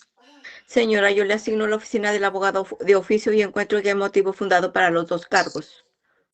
Bonds are as follows: 1,000 on the battery, 5,000 on the prostitution. Son $1,000 en el cargo de agresión física y 5,000 por el cargo de prostitución. And your next court date is May 26th at 8:15.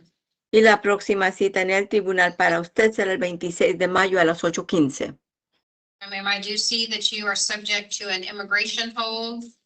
Señora, veo que usted será sujeta a retención para inmigración. So I am requesting the clerk of court to prepare that detainer for my signature today. Así que le pido al secretario judicial que me prepare un reporte para mi firma. You will be held no bond pending ICE retrieval. Y quedará detenida sin fianza hasta que ICE venga por usted. Thank you, ma'am. Gracias, señora. Hector Romero Fojo, Héctor Romero Fojo. sir, you are here charged with resisting an officer without violence. ¿Está usted aquí por resistirse a un agente policial sin violencia? You have an attorney, sir? Señor, ¿ya tiene abogado? Sí. Yes. Who's your attorney? ¿Y quién es su abogado? Oh, no sé el nombre. I don't know the name. All right, sir, will indicate you're going to hire an attorney. I do find probable cause for your charge.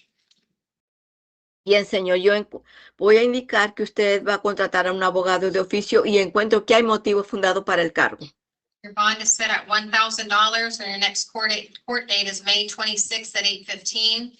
Su fianza es de $1,000 y su próxima cita en el tribunal va a ser el 26 de mayo a las 8:15. Why is this, it's a resisting without a CF case number?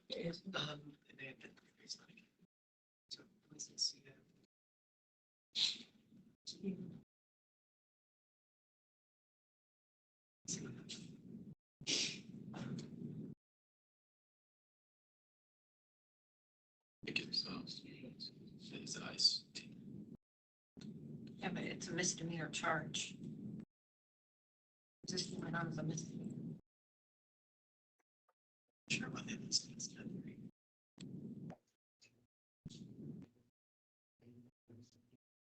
So we'll just let the state figure it out.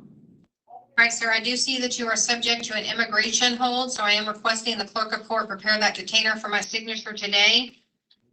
Señor, yo veo que usted será sujeto a retención para inmigración y estoy pidiéndole al secretario judicial que me prepare una orden de retención para mi firma.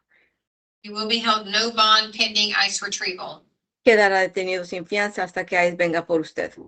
Thank you, sir. Gracias, señor. Yenet Roy Peña. And you are here charged with offering, committing, or engaging in prostitution. Do you have an attorney? ¿Está usted aquí por un cargo de ofrecer un acto de prostitución? ¿Ya tiene usted un abogado? No. No. You afford to hire one. ¿Tiene usted los medios para contratar uno? No. No. And I will appoint the office of the public defender. I do find probable cause for your charge. Señora, yo le asigno un abogado de oficio y encuentro que hay motivo fundado para el cargo. Your bond is set at $250. Your next court date is May 8th at 8:30. Señora, tiene usted una fianza de $250 y la próxima cita va a ser el 8 de mayo a las 8:30. Thank you, ma'am. Gracias, señora. Your Honor, was that Roskin Pena? That was Yenet Roy Peña.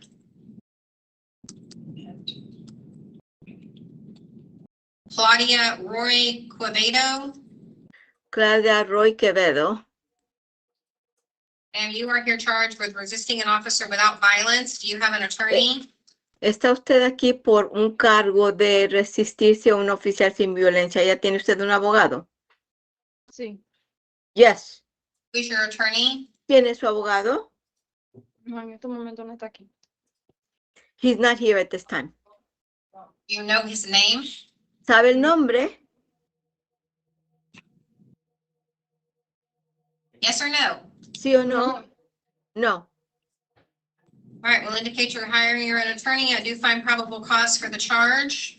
Entonces voy a indicar que usted va a contratar su propio abogado. Yo encuentro un motivo fundado para el cargo. Your bond is set at $5,000. Your next court date is May 26th at 8:15.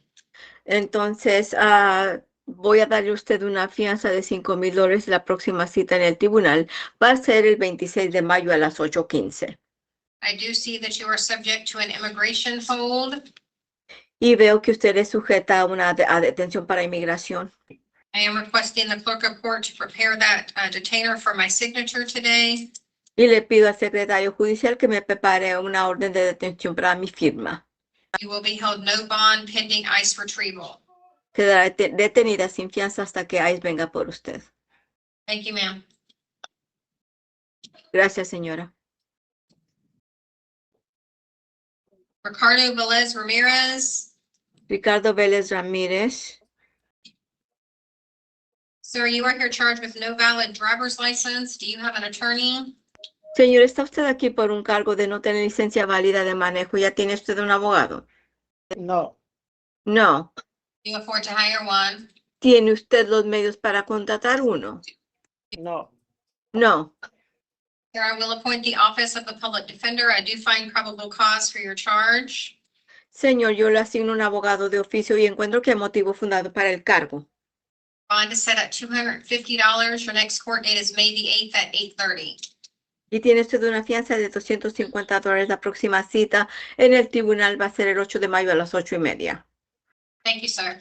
Gracias, señor. Ms. Godinez, do you want to make an announcement, ma'am? Yes, Your Honor. ¿Alguien más que vaya a necesitar asistencia en español? Hey, Judge, we got 3 more over here at Central and 2 Creole guys. That's We're going to have to check on the Creole interpreter because I don't think we have one lined up for today. Who are the additional Spanish?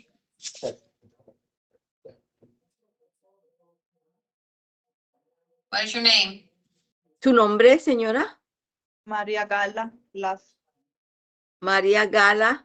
María Carla, sí. What is the last name? ¿Cuál es el apellido? Lazo.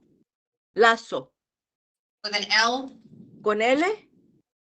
Con Z, Lazo, con L, ajá. L with yes, L. L-A, sí, Z. L-A-Z. Offering to commit or engage in prostitution. Do you have an attorney? Ya, usted tiene aquí un cargo de ofrecer un acto de prostitución. ¿Ya tiene usted un abogado? No. No. Do you afford to hire one? ¿Tiene los medios para contratar uno? Sí. Yes. All right, we will make note of that. I do find probable cause. Your bond is set at $250. Your next court date is May the 8th at 8:30. Tomaré nota de esto. Yo encuentro que hay motivo fundado para el cargo. Son $250 de fianza. Su próxima cita en el tribunal va a ser el 8 de mayo a las 8:30. Thank you, ma'am. Gracias, señora. Your name? ¿Su nombre? Oriangi Raskin. ¿Cómo? Oriangi Raskin. Oriangi Raskin. That's Russ, yes, that's Ruskin Pena. First name Oriana. All right, ma'am, you are here charged with offering, committing, or engaging in prostitution. Do you have an attorney? Señor, está usted aquí por ofrecer un acto de prostitución. ¿Ya tiene usted un abogado? No. No. Do you afford to hire one? ¿Tiene usted los medios para contratar uno? No. No. I will appoint the office of the public defender. I do find probable cause for your charge. Le asigno la oficina del abogado de oficio. Encuentro que hay motivo fundado para el cargo. Your bond is set at $1,000. Your next court date is May 8th at 8:30. Y su fianza es de $1,000. La próxima cita en el tribunal va a ser el 8 de mayo a las 8:30. I do see that you are subject to an immigration hold. Veo que usted es sujeta para detención para inmigración. I am requesting the clerk of court to prepare a detainer for my signature today. Voy a pedir al secretario judicial que me pare una orden de detención para mi firma. You will be held no bond pending ICE retrieval. Y quedará detenida sin fianza hasta que inmigración venga por usted. Thank you, ma'am. Gracias, señora. Your name? Su nombre, Liliana Alaira. Daliana Aliaga. Ma'am, you are here charged with resisting an officer without violence and offering, committing, or engaging in prostitution. Do you have an attorney? Está usted aquí por resistirse a un agente policial sin violencia y por ofrecer un acto de prostitución. Do you have an attorney? ¿Ya tiene abogado? No. No. Can you afford to hire one? ¿Tiene usted los medios para contratar uno? Sí. Yes. We'll make note of that. I do find probable cause for each of your charges. Tomaré nota de esto y encuentro que hay motivo para cada uno de los cargos. Bonds are set at 1,000 on the resisting, 250 on the prostitution. Encuentro motivo fundado, son 250 en el cargo de prostitución. Next court date is May the 8th at 8:30. I'm sorry, we're not. What was the bond on the resisting? I'm sorry. 1,000 on the resisting, 250 on the prostitution. Son $1,000 en el cargo de resistirse y 250 por el acto de prostitución. Next court date is May 8th at 8:30. Y la próxima cita en el tribunal va a ser el 8 de mayo a las 8:30. Thank you. Gracias. Your Honor, I will see if we can get an interpreter to log in. Okay, thank you. If you just Okay, let us you're know. welcome. Thank you. All right, Randolph Ackerman. Mr. Ackerman, you were here on violation of probation, sir. Do you have a lawyer? Yeah, no, I don't have a lawyer, ma'am. Can you afford to hire one? No, ma'am, I don't. I can't. Sir, I will appoint the office of the public defender. I do find probable cause for your charges. You're going to be held no bond, sir, until you see a judge on May the 19th at 8:30. Thank you, sir. Thank you. Trenton Berry. Mr. Berry, are you aware of the charges you're here for, sir? Yes, ma'am.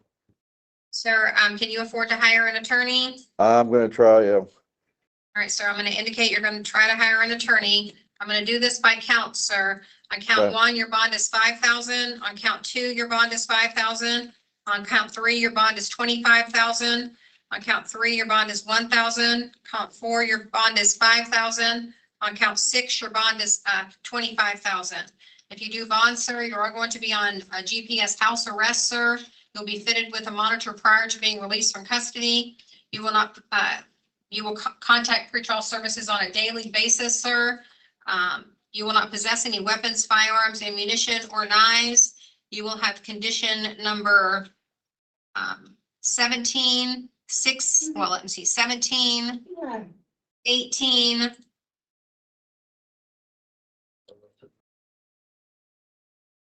22. For your GPS, you'll be permitted to go to attorney appointments, to court. Do you work? Yes. You'll Well, be permitted to go to work. You will not, you will have condition number 25 as well, sir. Your next court date will be May 26th at 8:15, sir. Thank you. 22A2. We need to do it up here because one doesn't have 22A. Okay. Yes, ma'am. Mark Kailon, Board. Mr. Board. So you are here charged with offering, committing, or engaging in lewdness and resisting an officer without violence. Do you have an attorney? No. Can you afford to hire one? No. I will appoint the office of the public defender. I do find probable cause for your 2 charges. Your bonds are set at $250 on the lewdness and 1,000 on the resisting. Your next court date is May the 8th at 8:30. Thank you. Thank you. Walter Boyd. Mr. Boyd, you're here charged with domestic violence battery. Do you have an attorney? No, I don't. It's, Do you afford to hire one? no, and it's a false charge. No, sir, stop. I will appoint the office of the public defender. I do find probable cause for the charge. Your bond is set at $5,000. If you do bond, you will be on pretrial release. The conditions include you contacting pretrial services in person immediately upon your release, and then every Thursday you will call in. You will not use, possess, or carry any firearms, guns, weapons, ammunition, or knives. You will have no contact whatsoever with the alleged victim in this case. You will stay 500 foot away from the victim, her home, vehicle, place of employment, and/or school. I will give you one opportunity within 48 hours of your release from custody to return to the residence with a law enforcement escort to retrieve your personal belongings. Do you understand, sir? She needs to get out of my house. She's in my house.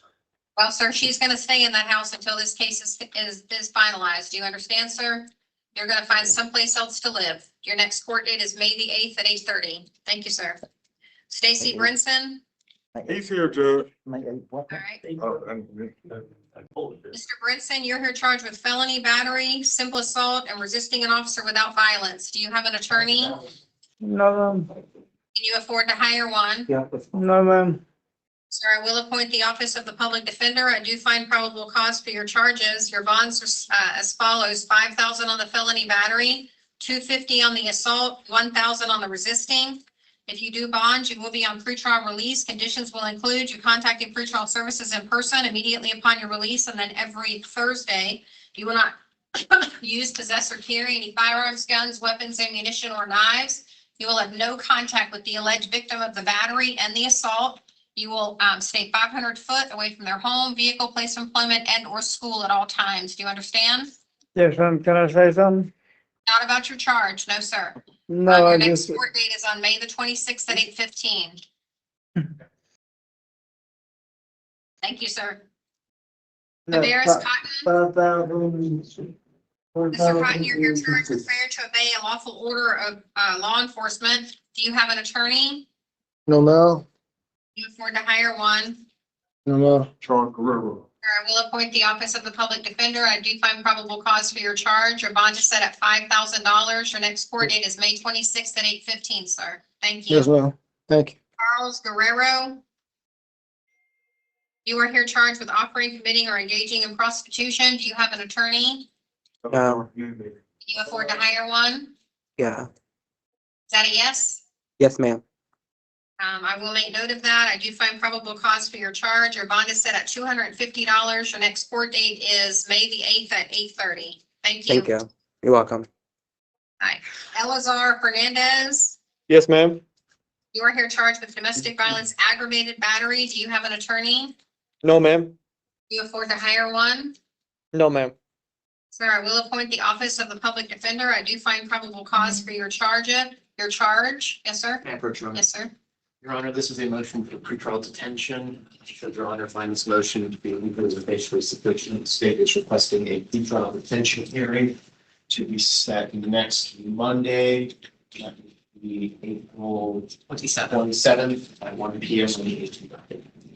All right, sir, the state is filing a motion for pretrial detention because this is considered a dangerous felony. I do find that it is legally sufficient, so you are going to be held no bond. You will have a hearing before the circuit court next Monday, the 27th at 1 o'clock, sir. All right, so Okay. between now and then, you're going to be held no bond. All right, All thank right, you, sir. Thank you. Do you have Mr. Hernandez there, Jillian Hernandez, or is that at Central? He must be at Central.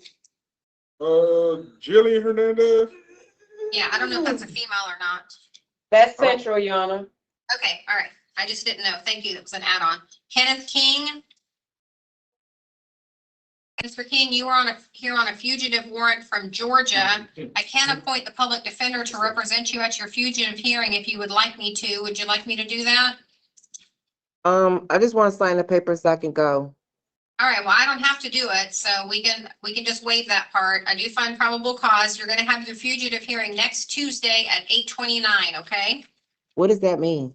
That means you'll sign your papers then. You can waive Okay. the right next Tuesday, okay? Okay, All right, thank you. thank you. Timothy Kentz. Good afternoon, Your Honor. Good afternoon, sir. You're here charged with resisting an officer without violence. Do you have an attorney? I should be getting appointed one for the other charges that I'm here for. Yeah, well, the only thing you're here for today is resisting an officer with violence. So do you have an attorney on this charge? You say with violence or without?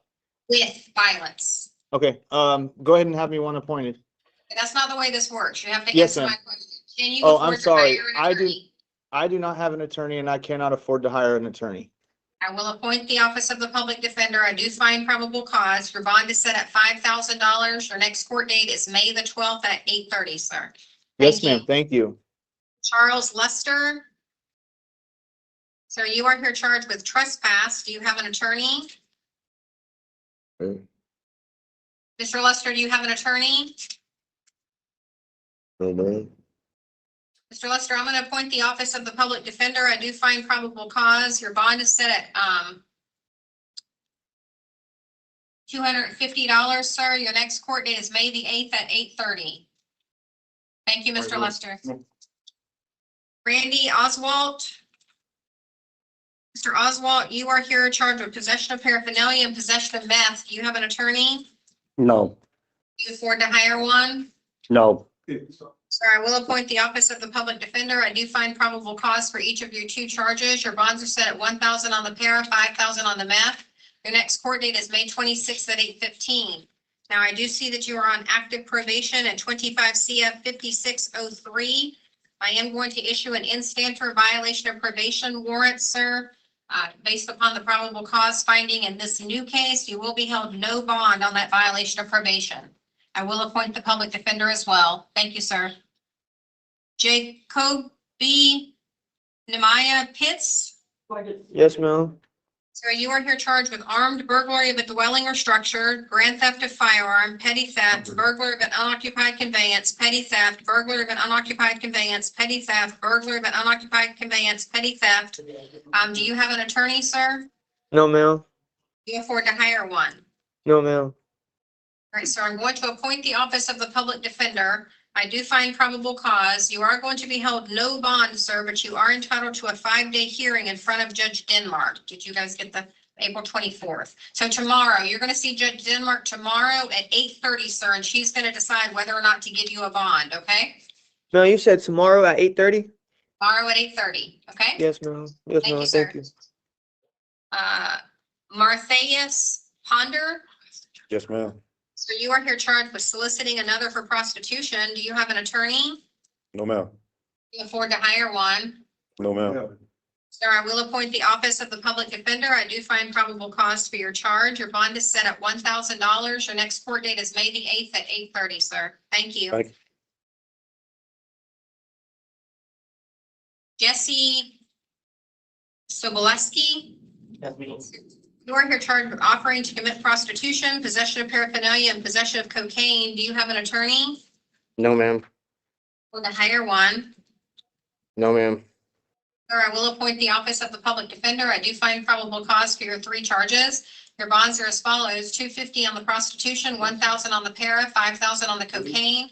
Your next court date is May the 26th at 8:15, sir. Thank you. May what? What was it, May 26th? May 26th, I believe. Yes, ma'am. Those are all the names I have, Mr. Grace. Did I miss anybody? Yes, ma'am. You miss Randellin, Seth What's the last name? Randellin, Randellen. R-A-M.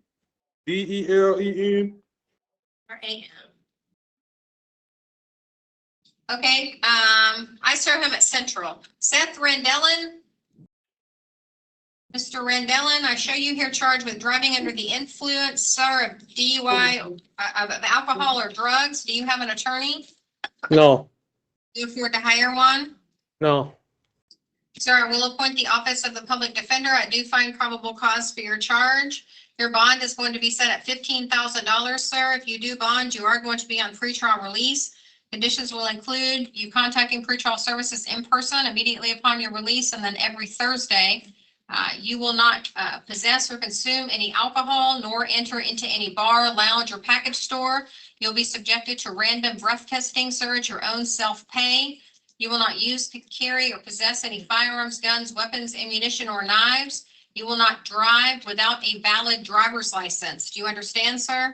Yes. Sir, your next court date will be May the 12th at 8:15, sir. Thank you. Thank you. Any Carlos others? Ray, Carlos Reyes Silva is the last one. He's also Reyes. showing at Central. Okay, sir, you're here charged with domestic violence battery. Do you have an attorney? No, ma'am. Do you afford to hire one? Yes. All right, sir, we'll indicate you're gonna hire an attorney. I do find probable cause for your charge. Your bond is set at $5,000, sir. If you do bond, you will be on pretrial release. Conditions will include you contacting pretrial services in person immediately upon your release, and then every Thursday. You will not use, possess, or consume any alcohol, nor go into any bars, lounges, or package stores. You'll be subjected to random breath testing at your own self-pay. You will not possess, carry, or use any firearms, guns, weapons, ammunition, or knives. You will have no contact with the alleged victim in this case. You will stay 500 foot away from the victim's home, vehicle, place of employment, and/or school at all times. I will give you one opportunity within 48 hours of your release from custody, sir, to return to the residence with a law enforcement escort to retrieve your personal belongings. Do you understand, sir? Yes, ma'am. So your next court date will be May the 8th at 8:30, sir. Thank you. Thank you. That's it. Thank you, Mr. Grace. Have a good Yes, ma'am. afternoon. Maybe. For Georges, sir? Mr. Georges? Pierre Georges? Yes, Your Honor. Hi, good Yes, Your afternoon, sir. Thank you for joining us. Good Raise your right afternoon. hand. Do you swear to interpret from English to Creole and Creole to English to the best of your ability? I do. Thank you, ma'am, or sir, excuse me. And we have Rika Saul. Est-ce que nous pouvons parler avec Monsieur Rika Saoul, s'il vous plaît? Sir, you are here charged with soliciting another for prostitution. Raison que ou là, c'est parce que yo dékembe yo ap essayer donc solliciter un monde pour faire des actes sexuels ensemble avec eux. You have an attorney, sir? Est-ce que vous avez un avocat pour représenter ou monsieur? No. Non. Can you afford to hire one?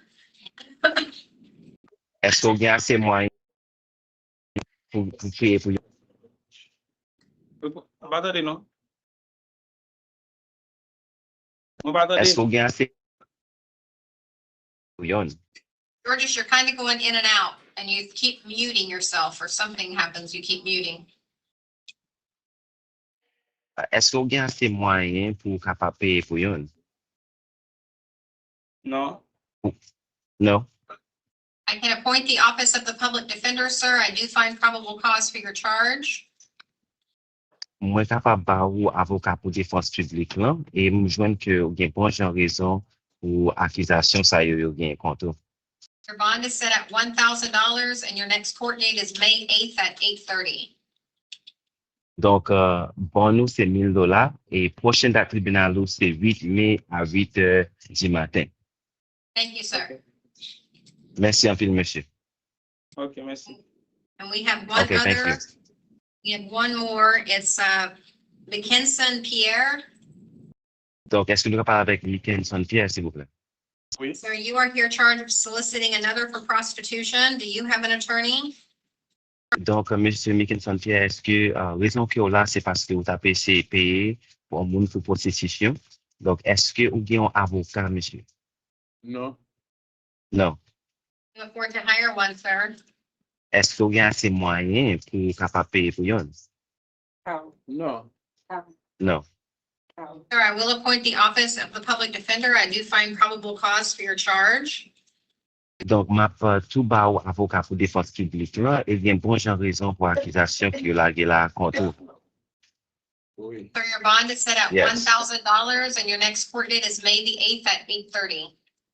Donc, bon nous c'est $1,000. Prochaine date rendez-vous c'est 8 mai à 8 heures du matin. Thank you, sir. Merci monsieur. Okay, man. Thank you, Mr. Georges. Have a good afternoon. Thank you, Your Honor. Have a great one. Thank you. All right. We have Amber Cohen. Ma'am, you are here charged with possession of paraphernalia and possession of methamphetamine. Do you have an attorney? No. Do you afford to hire one? No. I will appoint the office of the public defender. I do find probable cause for each of your charges. Your bonds are set at $1,000 on the para, $5,000 on the meth. Your next court date is May 26th at 8:15. Thank you, ma'am. Michelle Dix. Mayor. And you are here on a violation of probation. Do you have an attorney? No, ma'am. Do you afford to hire one? No, ma'am. And I will appoint the office of the public defender. I do find probable cause. You are going to be held at a no bond until you see a judge on May 19th at 8:30, ma'am. Thank you. Hart Mahali. Ma'am, you are here charged with resisting an officer without violence as a new charge. You have failure to appear for your post-adjudication drug court, 3 separate charges, violation, or actually 4 separate charges, and then violation of probation on 4 separate charges, which appear to be the same charges. So, do you have an attorney? No, ma'am. Holly is the last name. Can you afford to hire one? No, ma'am. And I will appoint the office of the public defender to represent you, ma'am. I do find probable cause. On your new charge, you're going to get a bond of $1,000, ma'am. On the other, you are going to be held no bond until you see Judge Pinkett on April the 28th, which is next Tuesday. You're going to go to arraignment on your new charge on May the 8th at 8:30, ma'am. Thank you. Thank you. Alina Johnson. Bonded. She bonded? Oh, I didn't get that. Thank you. Is Jillian Hernandez, she a female? Yes, Your Honor. Jillian Hernandez? Ms. Hernandez, you're here charged with resisting an officer without violence. Do you have an attorney? No. Can you afford to hire one? No. Ma'am, I will appoint the office of the public defender. I do find probable cause. Your bond is set at $1,000. Your next court date is May the 8th at 8:30. Thank you, ma'am. Thank you, Your Honor. Yes, ma'am. Shanice Kent. Yes, ma'am. Ms. Kent, you are here charged with offering, committing, or engaging in prostitution. Do you have an attorney? No, ma'am. Can you afford to hire one? No, ma'am. Ma'am, I will appoint the office of the public defender. I do find probable cause. Your bond is set at $250. Your next court date is May the 8th at 8:30, ma'am. Thank you. Stephanie Lopez. And you are here charged with false ID to law enforcement and trespass. Do you have an attorney? No, ma'am. You afford to hire one? Yeah. I can't hear you. Can you afford to hire an attorney? Not at this time. And I will appoint the office of the public defender. I do find probable cause for your 2 charges. Your bonds are set at $1,000 on each count. Your next court date is May the 8th at 8:30. Thank you, ma'am. Your Honor, we have a Knight hyphen Lopez. Thank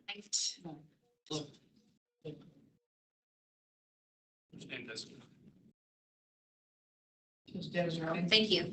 All right, ma'am, you are here charged with possession of paraphernalia and possession of meth, and then you have a warrant out of Osceola County. Do you have an attorney on your Polk County charges? No, ma'am. Can you afford to hire one? No, ma'am. Ma'am, I will appoint the office of the public defender. I do find probable cause. Your bond is set at $1,000 on the paraphernalia, $5,000 on the meth.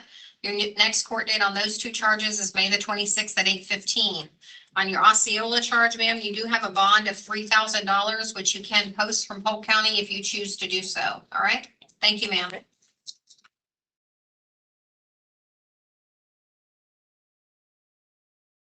All right, now, Ms. Karina Perez Noble. Ma'am, Yes, you are Your here Honor. charged with attaching an unassigned tag and driving while license suspended or revoked. Do you have an attorney? No, and I cannot afford one.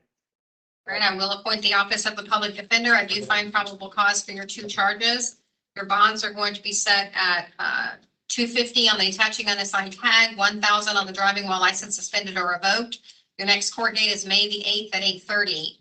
Now, I do see that you are on active probation in 25 CT 858. I am going to issue an instanter violation of probation warrant, ma'am. You will be held no bond on that warrant. I will appoint the public defender to represent you on that as well. Thank you, ma'am.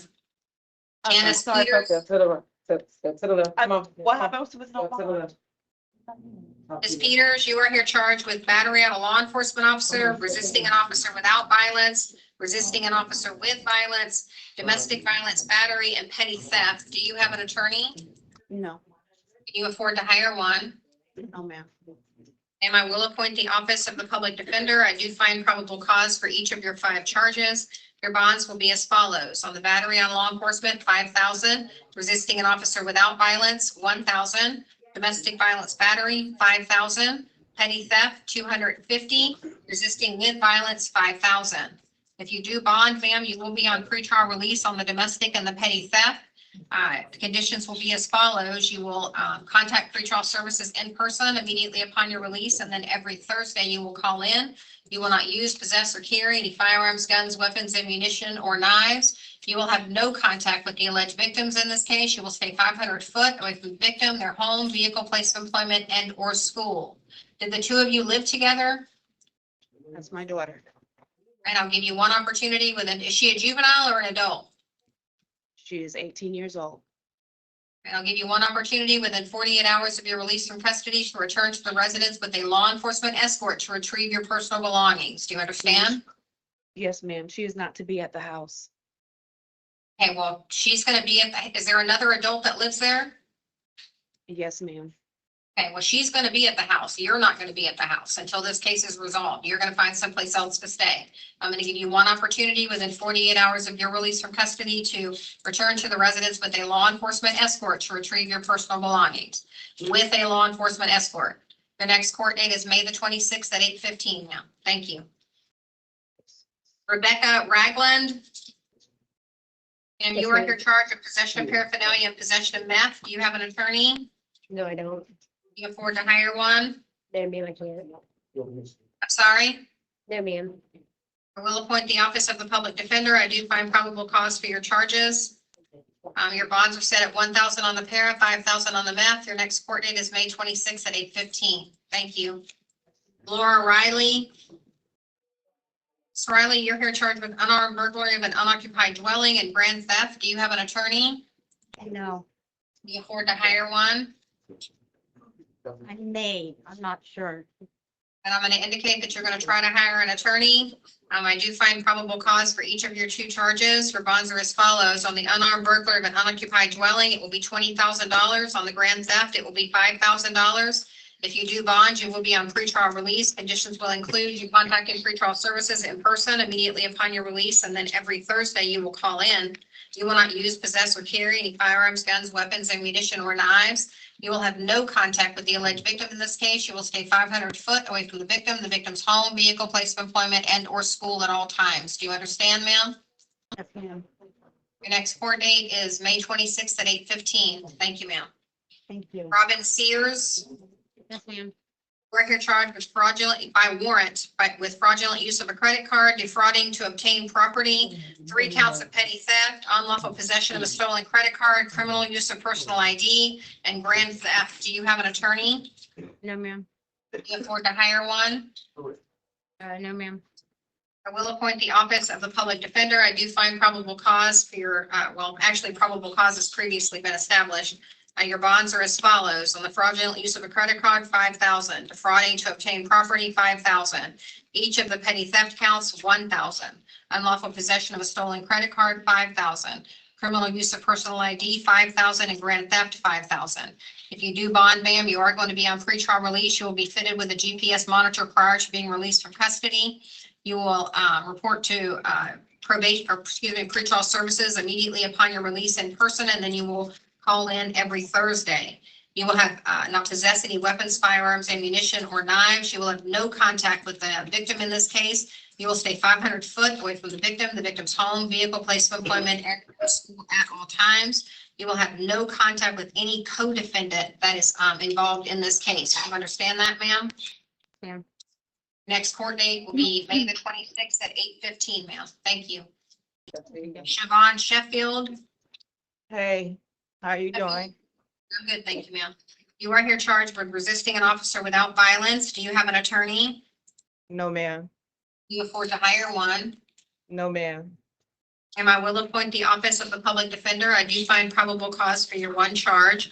Your bond in this case is going to be set at $1,000, and your next court date will be May 8th at 8:30. Now, I do see that you are on active probation in 23 CF 3055. So I am going to be issuing an instanter warrant for violation of probation, ma'am. You will be held no bond on that warrant, and I will appoint the office of the public defender to represent you. Thank you, ma'am. Thank you.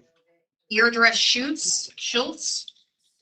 Yes. Ma'am, you are here charged with 3 counts of unarmed burglary of an occupied dwelling, 1 count of resisting an officer without violence, 3 counts of false ID to a law enforcement officer, and 3 counts of theft from property of a dwelling. Do you have an attorney? No, Do you afford to hire one? no. Ma'am, I will appoint the office of the public defender. I do find probable cause for your charges. Your bonds are as follows. On each of the unarmed burglary of an occupied dwelling, the bond will be $20,000. On the resisting an officer without violence, it will be $1,000. On each of the false ID to law enforcement, it will be $1,000. On each of the theft of property from a dwelling, it will be $5,000. And then you also have warrants out of Osceola County, Broward County. Those out of Osceola County is a $2,000 hold. Out of Broward County, each of those are no bond holds, which you can't really do anything with those until you work on your Polk County cases anyway, ma'am. Your next court date here in Polk County will be May the 26th at 8:15, ma'am. Thank you. Thank you, Story.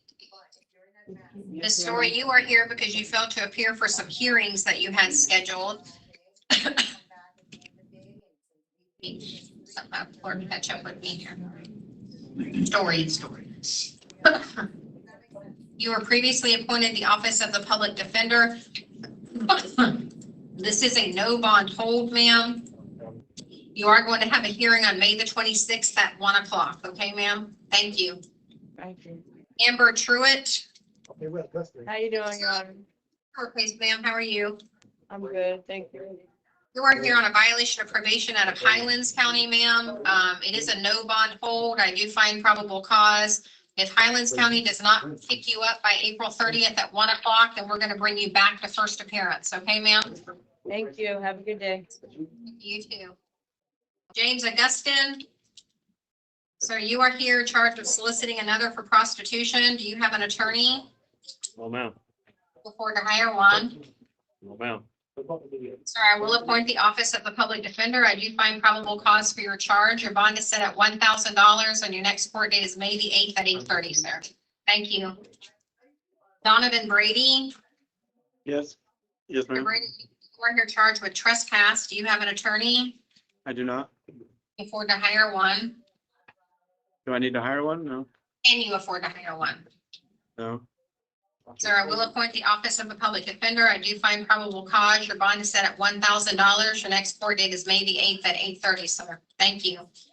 Amari Brinson. Mr. Brinson, you're here charged with offering, committing, or engaging in prostitution. Do you have an attorney? No, ma'am. Do you afford to hire one? No. Sir, I will appoint the office of the public defender. I do find probable cause. Your bond is set at $250. Your next court date is May the 8th at 8:30, sir. Thank you. Johnny Buckaloo. So you are here on violation of probations. Do you have an attorney? No, ma'am. Sir, can you afford to hire one? No, ma'am. Sir, I will appoint the office of the public defender. I do find probable cause. You will be held no bond, sir, until you see a judge on May 19th at 8:30, sir. Thank you. Francis Chisholm. Francis Chisholm. Francis Chisholm. Francis Chisholm. Come on. Mr. Chisholm, you are here charged with possession of paraphernalia and possession of meth. Do you have an attorney? No, I don't, ma'am. Can you afford to hire one? No, I can't. Sir, I will appoint the office of the public defender. I do find probable cause for your 2 charges. Your bonds were set at $1,000 on the para, $5,000 on the meth. Your next court date is May the 26th at 8:15. Now, I do see, sir, that you out on pretrial release and bond in 26 CF 312. I am revoking your bond and pretrial release in that case, sir, pursuant to finding a probable cause. In this case, you will be held no bond in that case pursuant to Parker versus State, sir. Thank you. Joshua Coleman. Mr. Coleman, you are here charged with fleeing to elude in a marked vehicle. You have violation of probation in 2 cases. You failed to appear for arraignment in 2 separate cases. You have a possession of paraphernalia, possession of meth, possession of fentanyl, possession of heroin, driving while license suspended, operating a motor vehicle without a license, another fleeing to elude, and a driving while license suspended or revoked. Do you have an attorney, sir? Can you afford to hire one? Yes or no? You gotta speak up. No. Sir, I will appoint the office of the public defender. I do find probable cause for your new charges as well as the cases you failed to appear for and the violations of probation. Your bonds are as follows. On the fleeing to elude, $5,000. On the violations of probation, there will be no bond. On the failure to appear at arraignment, $250 on each of those. Possession of paraphernalia, $1,000. Possession of meth, $5,000. Possession of fentanyl, $5,000. Possession of heroin, $5,000. Driving while license suspended, $250. Operating a motorcycle without a license, $250. Fleeing to elude, $5,000, and driving while license suspended or revoked, $250. Sir, your next court date is going to be May the 12th at 8:15. You'll have another court date on May the 8th, sir. Thank you. Someone on this way home. Elijah Fontes. Oh, wait a minute, I forgot Mr. Creenan, but Mr. Fontes, I'll do you first. So you are here charged with possession of cannabis less than 20 grams, introduction of contraband to a detention facility, and possession of paraphernalia. Do you have an attorney? No, ma'am. You afford to hire one? No, ma'am. Sir, I will appoint the office of the public defender. I do find probable cause for each of your 3 charges. Your bonds are set at $1,000 on each count. Your next court date is May the 8th at 8:30, sir. Thank you. Thank you. Creenan, you are here charged with driving while license suspended or revoked. Do you have an attorney, sir? I'm in the process of getting one. All right, we'll indicate you're going to hire an attorney. I do find probable cause for your charge, sir. Your bond on the new charge is going to be $250, sir. Your next court date will be May the 8th at 8:30.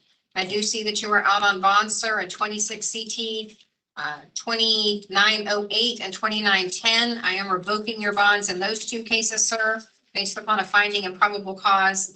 In these, this new case, sir, you will be held no bond based upon Parker versus State. Thank you, sir. I won't be able to bond out. Anthony Diaz, ma'am, Those 25 cases. 26. 26, thank you. Anthony Diaz, Mr. Diaz, you're here charged with dealing in stolen property. Do you have an attorney? No, ma'am. Do you afford to hire one? No. Sir, I will appoint the office of the public defender. I do find probable cause for your charge. Your bond is set at $20,000, sir. Your next court date is May the 12th at 8:15. Thank you, sir.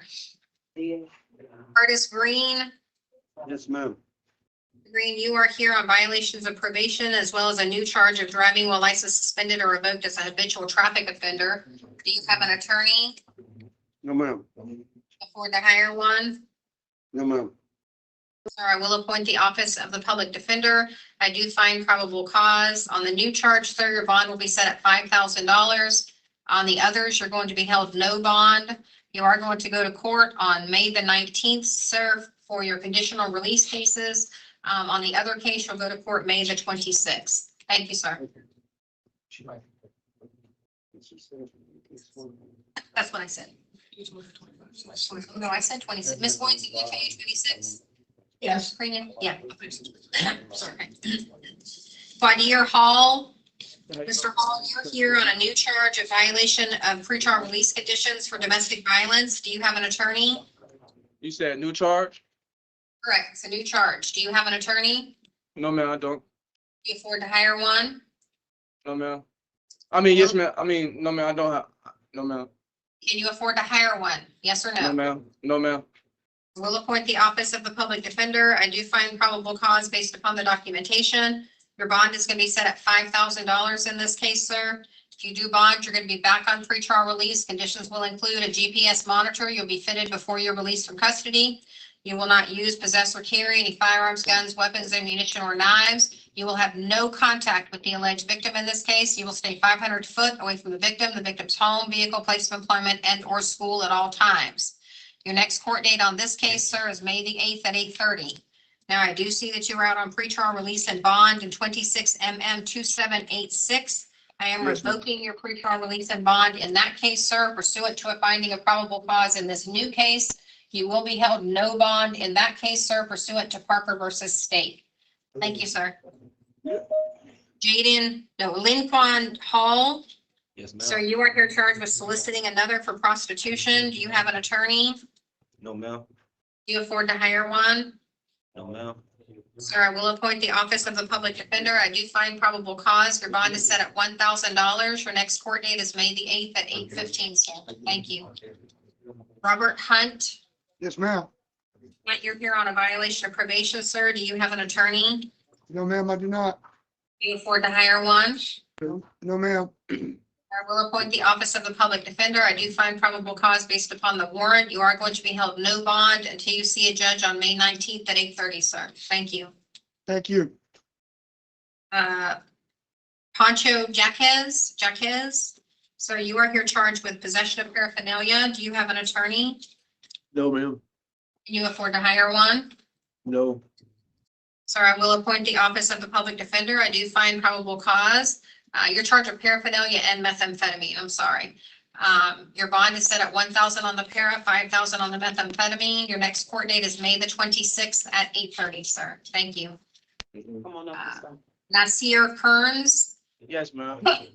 So you are here on a violation of probation as well as a new charge of soliciting another for prosecution. Do you have an attorney? No, ma'am. Can you afford to hire one? No, ma'am. Sir, I will appoint the office of the public defender on the new charge, sir. Your violation is out of Hillsborough County. I do find probable cause. On the soliciting, the bond is $1,000, sir. On your violation of probation, it is a no bond hold. Your next court date is May the 8th at 8:30, sir. Thank you. Cameron Laguerre, Yes, ma'am.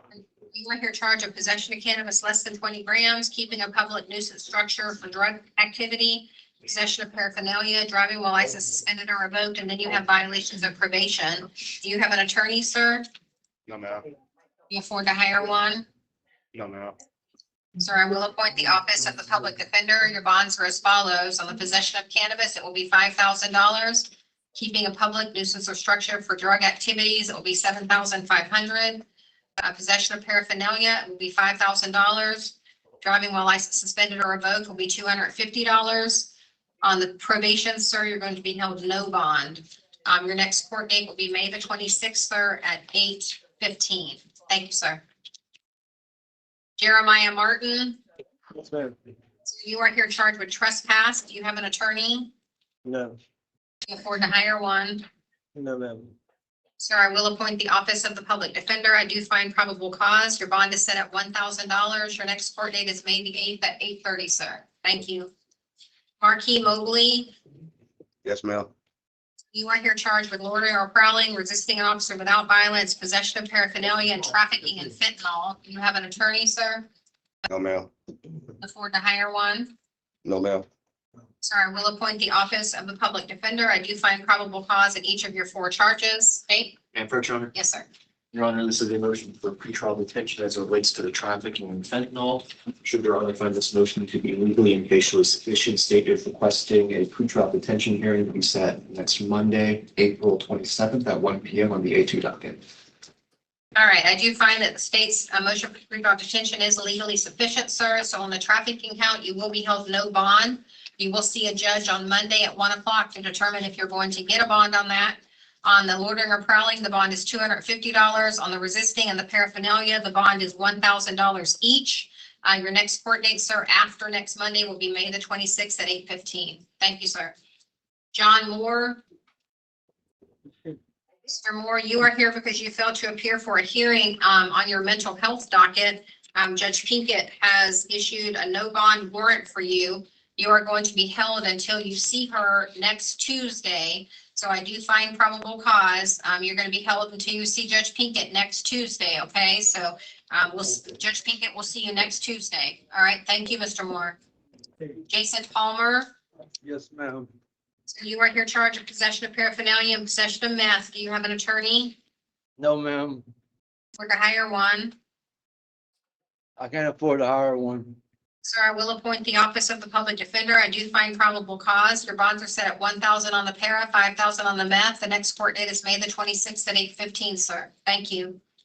Jack Pavisic, Yes, ma'am. you are here on a violation of probation. Do you have an attorney? Yes, ma'am. Who is your attorney, sir? Her name is Hugh Irwin with Monsky Law Group. All right, well, she is not here today. Do you intend to go forward today or do you want to postpone until tomorrow? Let's continue. All right, sir, I do find probable cause. You are going to be held no bond until you see a judge on May the 19th at 8:30, sir. Thank you. Thank you.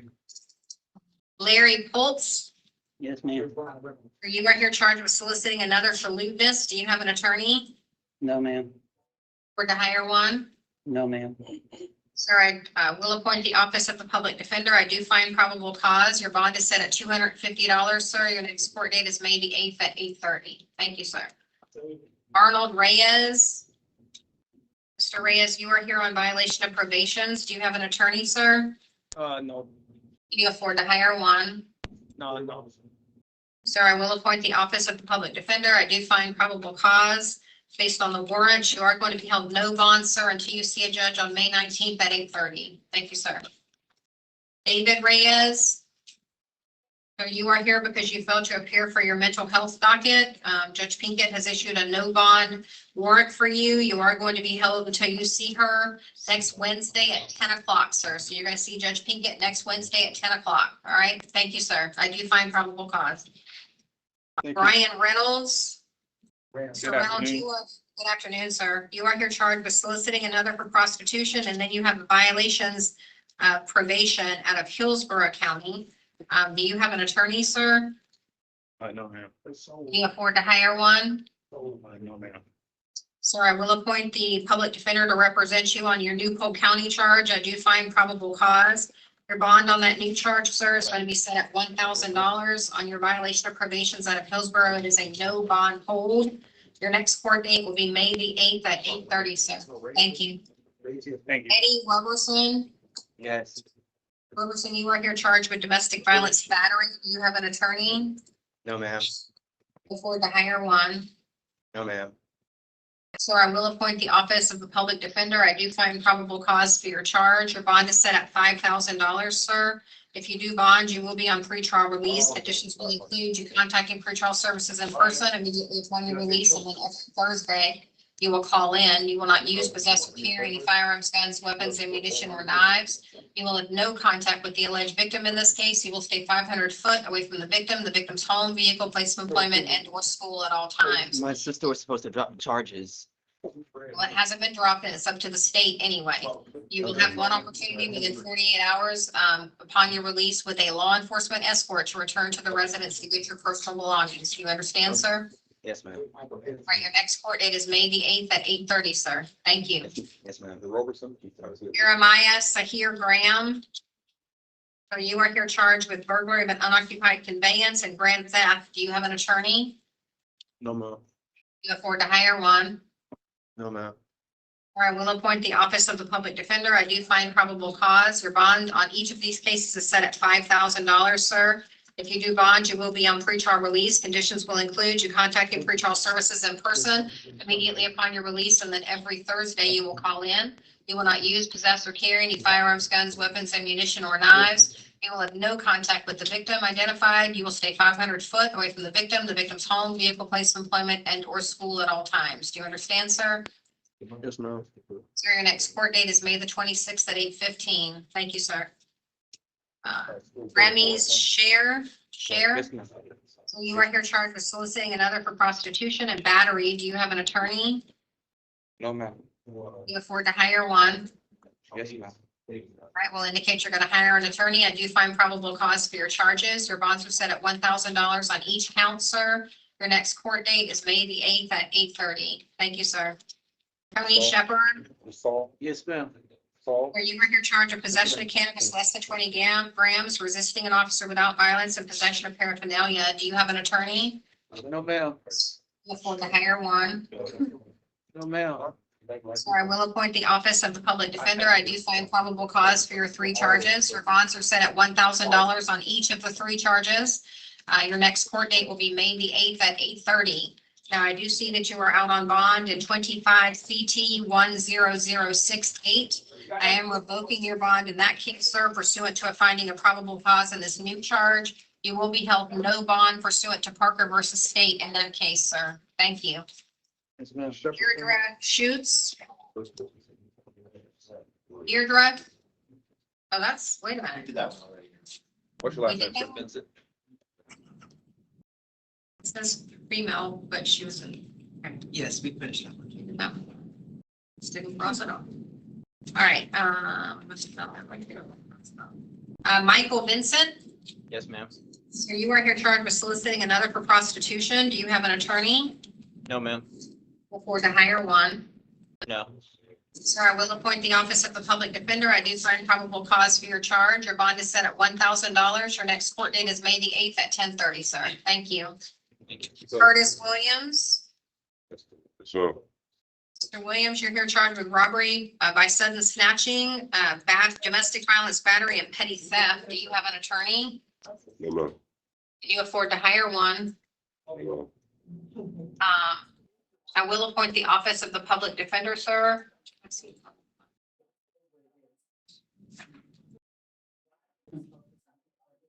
Give me one quick second, sir.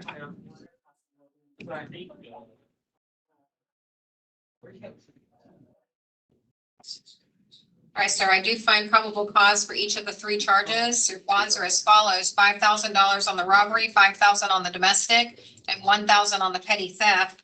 So if you do bond, you are going to be on pretrial release. Conditions will include you contacting pretrial services in person immediately upon your release, and then every Thursday you will call in. You will not use, possess, or carry any firearms, guns, weapons, ammunition, or knives.